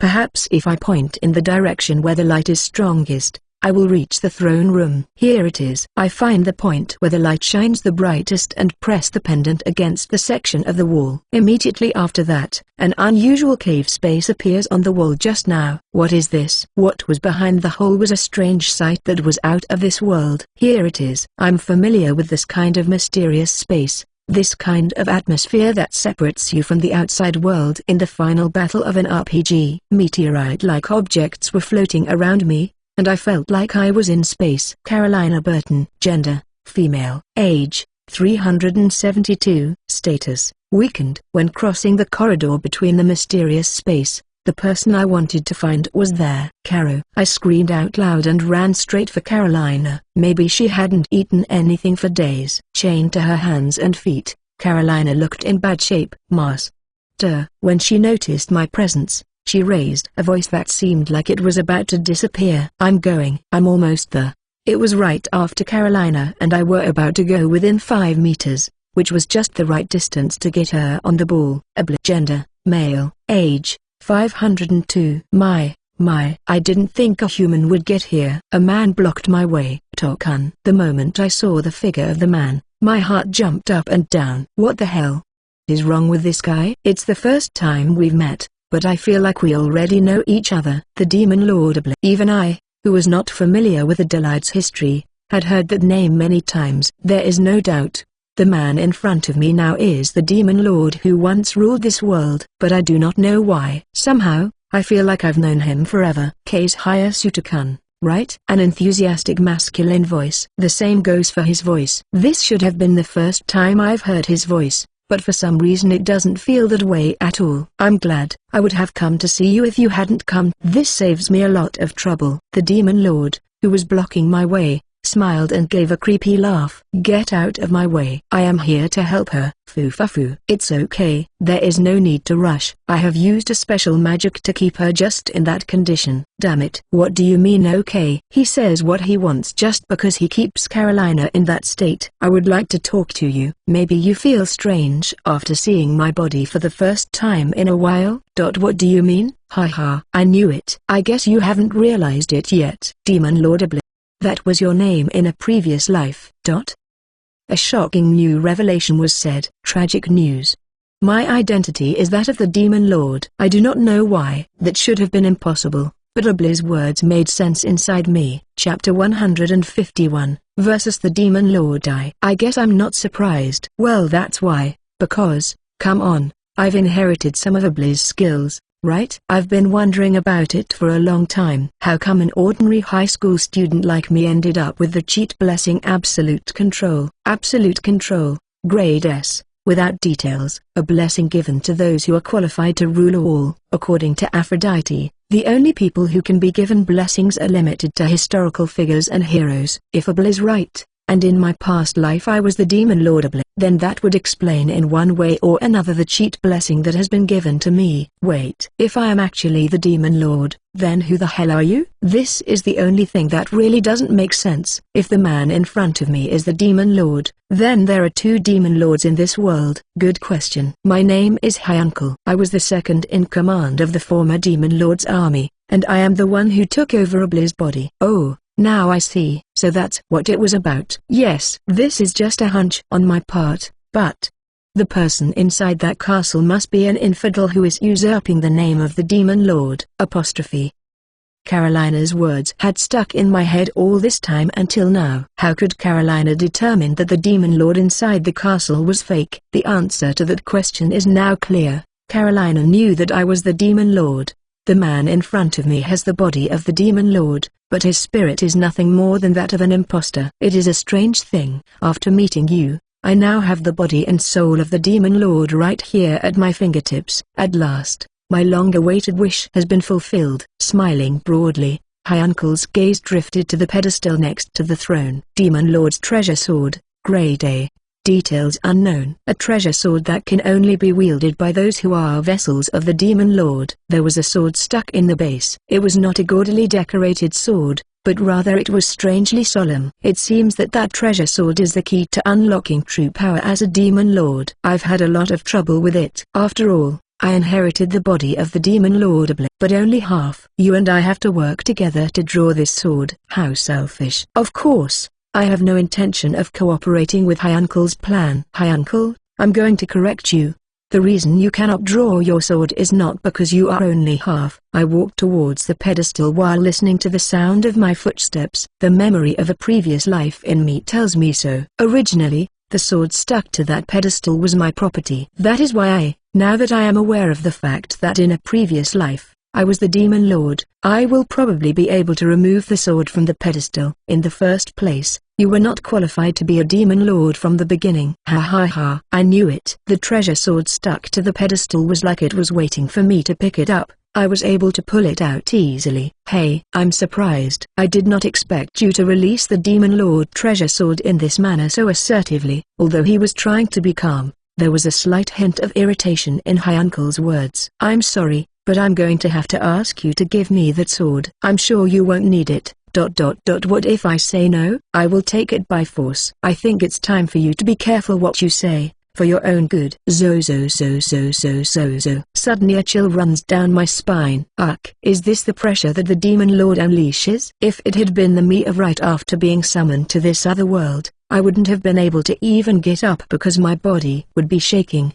But all the encounters I have had to date have strengthened my heart with determination. Thank you for coming here. It does not matter which one. You have the right to choose what you want. Hyuncle gave me two options. Either I gave him the sword silently, or he would kill me and take the sword from me after the fight. But I have no intention of going up to that ring that he has prepared for me. No matter how desperate the gap in strength is, you win if you can find a way to turn the tables in your favor. This is how I've been fighting until today. And I'm not going to stop. Wait, what are you doing? Foo-fa-foo. It's too late. After all, you don't use it, do you? I throw the Demon Lord treasure sword in my hand into the mysterious space of the throne room. The Demon Lord treasure sword, which left my fingertips, disappeared like a shining star in the mysterious space. You! How dare you! How dare you! How dare you! How dare you! I don't know where anything that fell into this space would go. But given Hyankle's anger, it was easy to imagine how difficult it would be to get it back. You have done the unforgivable. You won't get out of here in one piece. Demon, Grade S,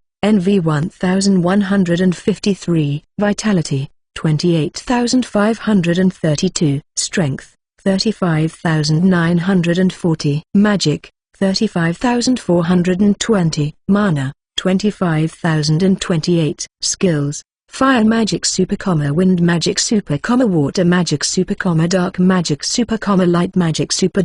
Hyankle's body swelled with rage. What finally emerged was a demonic figure with two horns sprouting from its head. It was so gigantic that its total length could have reached 10 meters. Ha ha ha. So this is the form I had in my previous life. It is a very typical final boss design. Chapter 152. Versus the Demon Lord 2. I will kill you. Let's see if you can. Of course, I'm not provoking Hyankle without any tricks under my sleeve. It's all part of the plan to defeat the Devil Lord and get Carolina back. Hyankle lowered a huge palm that could be a meter in diameter towards me. The attack, unleashed with a force of over 35,000, was powerful enough to shatter the floor of the throne room. Instantly, my vision turned red. Phew, ha ha ha. What's wrong? That's not even a fraction of my power. My body was crushed by Hyankle's palm like a bread dough. Master? Don't make that face, Carolina. I am certainly dead right now. But until now, it's all been a matter of strategy. It was a rare experience to be able to see my own death up close and personal. What? With one blast, monsters emerge from the gap between Hyankle's fingers. There was a total of 15 of them. The summoned goblin knights fled immediately in all directions, as if they were a cocoon of spiders. I'm counting on you to finish this, buddies. Gobu. What? How am I supposed to be conscious when I'm dead? The secret was in and skill I had acquired. Mental manipulation. Grade B. Active. Skill to take the body of an enslaved monster. Just before my body was crushed by Hyankle's palm, I transferred my mind to one of the goblin knights I had summoned. You will not escape. Hyankle attacks.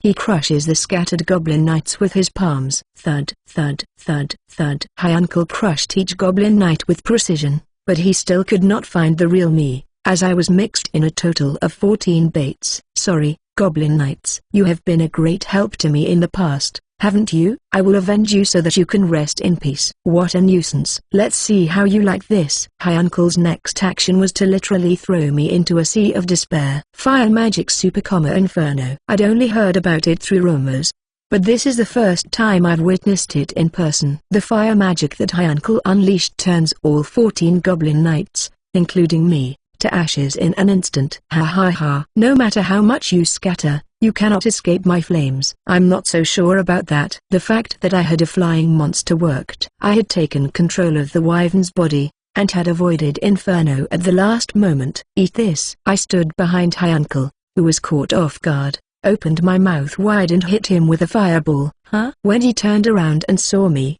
Abli had a swollen vein sticking out of his anger. My mission is to gain as much time as possible before conditions are right to defeat him. That's right. Angrier. Get angrier. The more I lose my temper, the closer the winning formula I have worked out for my victory will come. All I can do is buy as much time as possible until I am ready for the operation. I was ready, flapping my two wings and flying in the air. Chapter 153. Versus the Demon Lord 3. The death battle between Hyankle and me continued. I wanted to win as much time as possible before the conditions were met, so I switched hands, changed my tricks, and played with Hyankle. However, with super powerful physical and magical attacks, Hyankle buried my monsters one after another. What's the matter? Aren't you going to run away?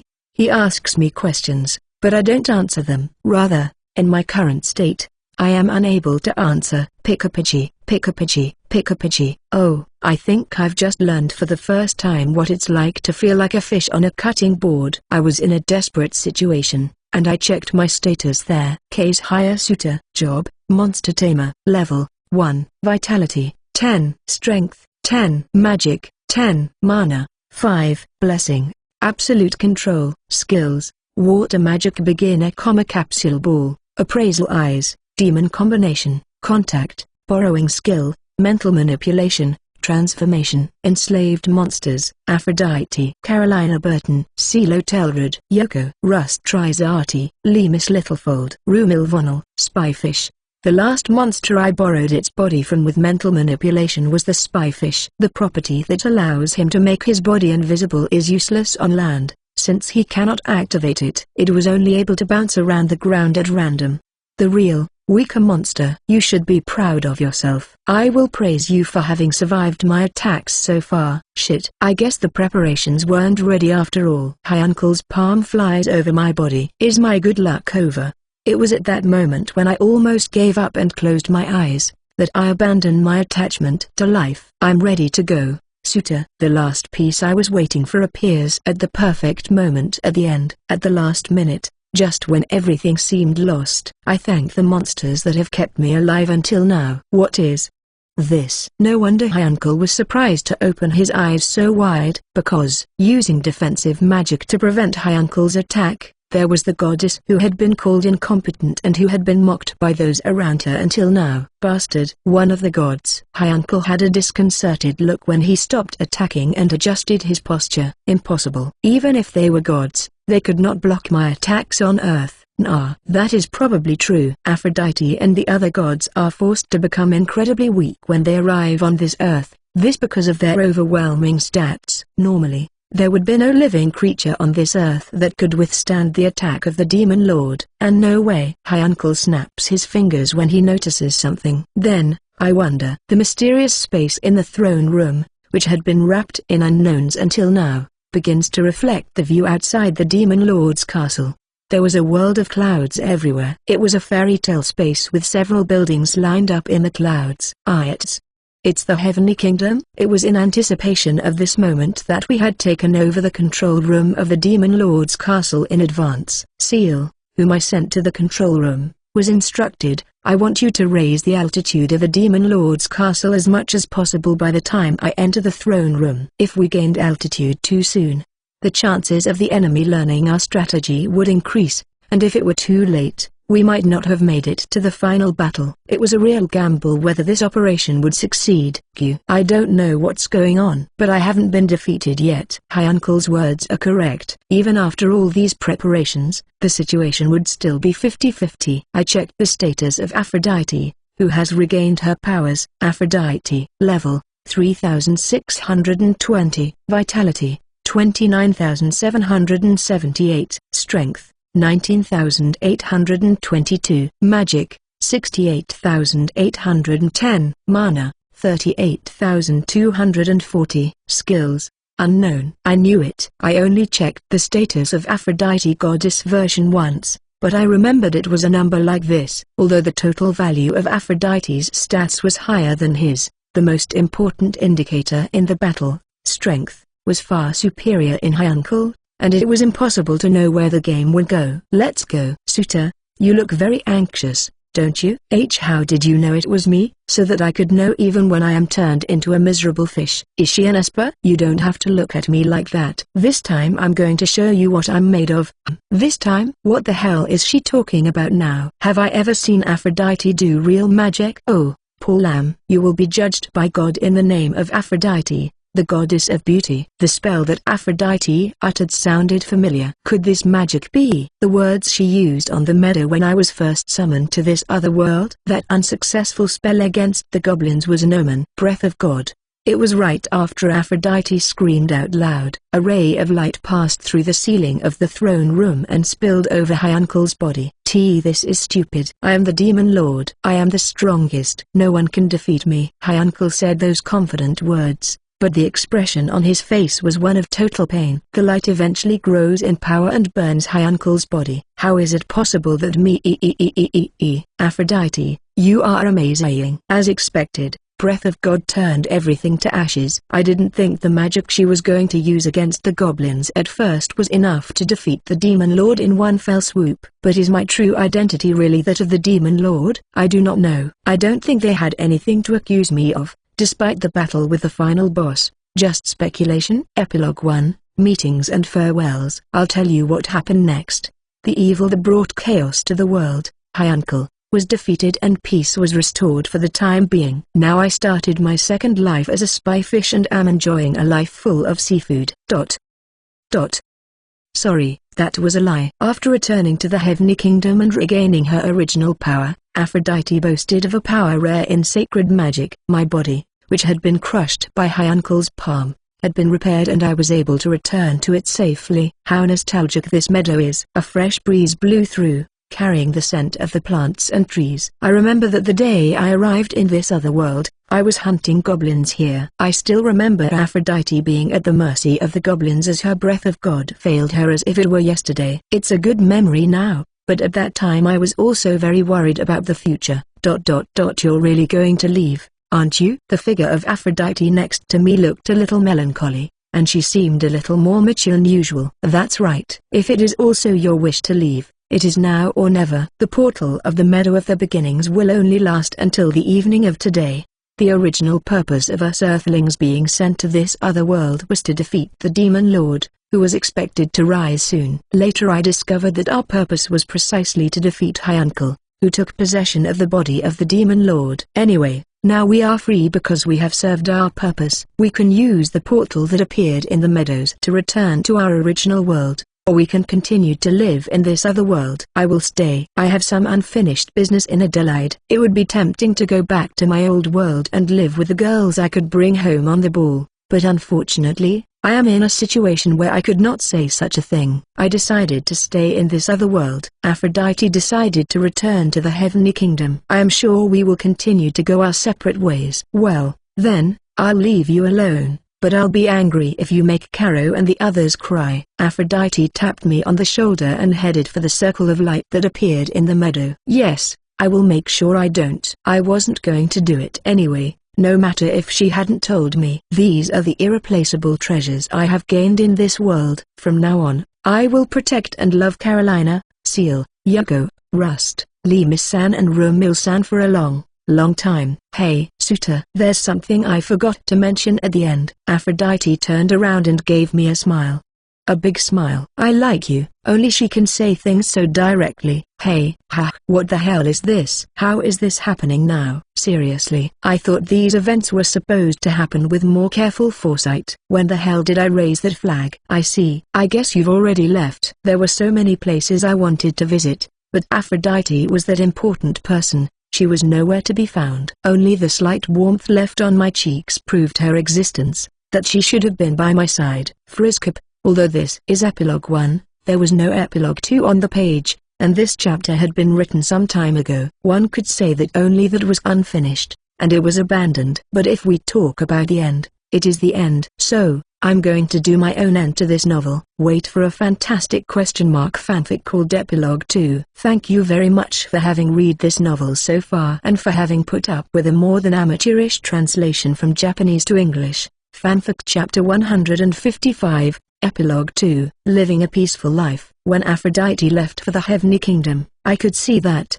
from behind me, a large number of people were approaching. I soon realized that many of them were transferred. Like me, most of them were Japanese. No wonder Aphrodite could not remember Shinji when she first saw him in Adelaide. However, just under half of all the transferees who gathered decided to leave through the portal. So, you are here too. Suddenly, I felt someone put a hand on my shoulder. I was surprised when I saw that it was Crow's hand. So, you're leaving too, Crow?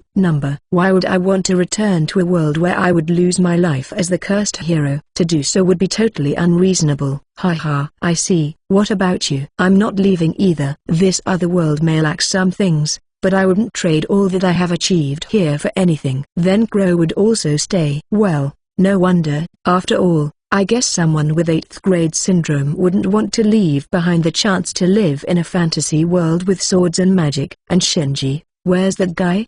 Don't tell me. Not seeing him near Crow, I could only assume he was gone. Oh, no, don't worry. He's over there. Huh? Looking where Crow pointed his head, I see Shinji crying where the portal had been before. He's just sentimental because some members of the Book of the Abyss left. I see. I can't say that I don't understand Shinji. After all, It's sad to see your friends split up with you. That's something I can say from my own experience. You should go with him. Ha ha. That's stupid. But I guess I have to. See you then. And say goodbye to him from me. Yes. And so, Crow went to Shinji. It was a funny thing to see Shinji crying over Crow, and to see the cheating hero trying to get rid of him. That decadent hero deserves it. Now then, I'd go too. But before that, Case hire suitor, job, monster tamer, level 1, vitality 10, strength 10, magic 10, mana 5, blessing, absolute control, skills, capsule ball, appraisal eyes, demon combination, contact, borrowing skill, mental manipulation, transformation, enslaved monsters. Carolina Burton, Silo Telrod, Yoko, Rust Trizati, Lemus Littlefold, Rumil Vonel, Spyfish. I checked my status once again, and I discovered that Aphrodite was no longer among my enslaved monsters. I suppose I should try to capture some goblins on the way home. The month following Hyankle's defeat in the body of the Demon Lord Iblis, my life was involved in a lot of legal proceedings to save my ass from going back to jail. Thanks to the help of the members of the Book of the Abyss and the Adventurer Guild, and thanks also to the intervention of the cheating hero himself, Crow, I was released with only 3 months of house arrest. The same sentence was handed down to my companions. As I said before, the guild helped me because we had already given notice of our plan to defeat the Demon Lord. It was also backed by the Book of the Abyss, the largest and the most powerful organization of demon hunters in all of Adelaide. This is for Seal, and this is so you can eat during this month. Again, I apologize. I told you, you don't have to apologize, Riku-san. Right now, I'm at the door of the mansion, saying goodbye to Riku-san, who had come to apologize once again for causing me to be thrown in jail, and also brought us some provisions for the month. Then, after our meeting was over, I went back inside. Just as I walked in, "Oh, Suta-san, what about those things?" "This?" Riku-san brought it. The master was here. "And what did she want?" "Well, besides bringing this stuff, apologizing for the 10th time or so." "Haha, typical of her." "Oh, and she also asked me to give you this." This is, when I handed her the object Riku-san gave me, Seal's eyes filled with tears. "Seal, what's wrong? Are you okay?" "It's all right. I'm just surprised. This is the first tool I made with the master, a simple hammer." "Ah, I see." As I smiled at the happy expression on Seal's face, I heard Rust call us to dinner. Later that night, the girls had forbidden me to go to my room because they had a surprise for me, so I was waiting next to Rumil-san in the living room. It was good to finally be home. During this month, I had only passed by the mansion a couple of times, going from the Guild of Adventurers to the Royal Palace. "Living here with you is not as bad as I had thought, Suta." "Yes, I told you I didn't want to hurt you." "Now I see it. But it still seems strange to me that both Rust, the original and the fake, would have been men in the first place. Or that you are the reincarnation of a bliss armor." "Ha ha ha." "Well, it's a little strange for everyone." After Hyankle was defeated and things had calmed down, I explained to Rumil that it was never really a Blah who rose as the Demon Lord, but that it was only Hyankle's spirit possessing his body, and that I was actually a Blah in my past life. So, after showing her all my abilities, and supported by Karo and Lemus-san, finally Rumil-san believed me. "Master, you can come up now." "Suta-san, hurry up." "You can come now, Suta-sama." Anxious about the girls' voices, I leave Rumil-san and go to the room. "Excuse me." "Go ahead." When I arrived, an amazing vision was waiting for me. Karo. Girls, in the room, dressed in an incredibly seductive way, were almost all the girls who were now an important part of my life. Carolina, Seal, Lemus-san, Rust and Yoko. Well, except for one. "At last, Master." "No, my Demon Lord." "So Suta-san, you are late." "Oh my, Suta-sama. It seems that I will have to punish you." "Foo-fa-foo." Don't get any weird ideas, Case hire. I'm only doing this because Carolina Sharma asked me to. Damn, I can't believe I let myself be talked into this. Just as I was about to ask what was going on, Seal and Carolina's hands led me to the bed. "Master." "Suta-san." "Suta-sama." This is too sudden. My heart is not ready for such emotions. Just when I was about to take a step back by reflection. Geez, suitor. After all that the girls went through to get you this surprise. I know that voice. I turn around to see if my ears weren't playing tricks on me. Aphrodite, the most beautiful of all the goddesses, is back. Aphrodite, you're back. But how did you? Fufafu. I am here to see to it that the reincarnation of the Demon Lord does not cause more havoc. I see. That's right. And now, to commemorate the occasion, using both hands, smiling, I am sent backwards with a pushback, falling on the bed. Finally, after all I've been through, this is going to be the best 3 months of my life. No, the rest of my days. Fin. Notas. 1. Hitodama, according to Japanese folklore, are the souls of the recently deceased taking the form of a ghostly flame. Chanabayo,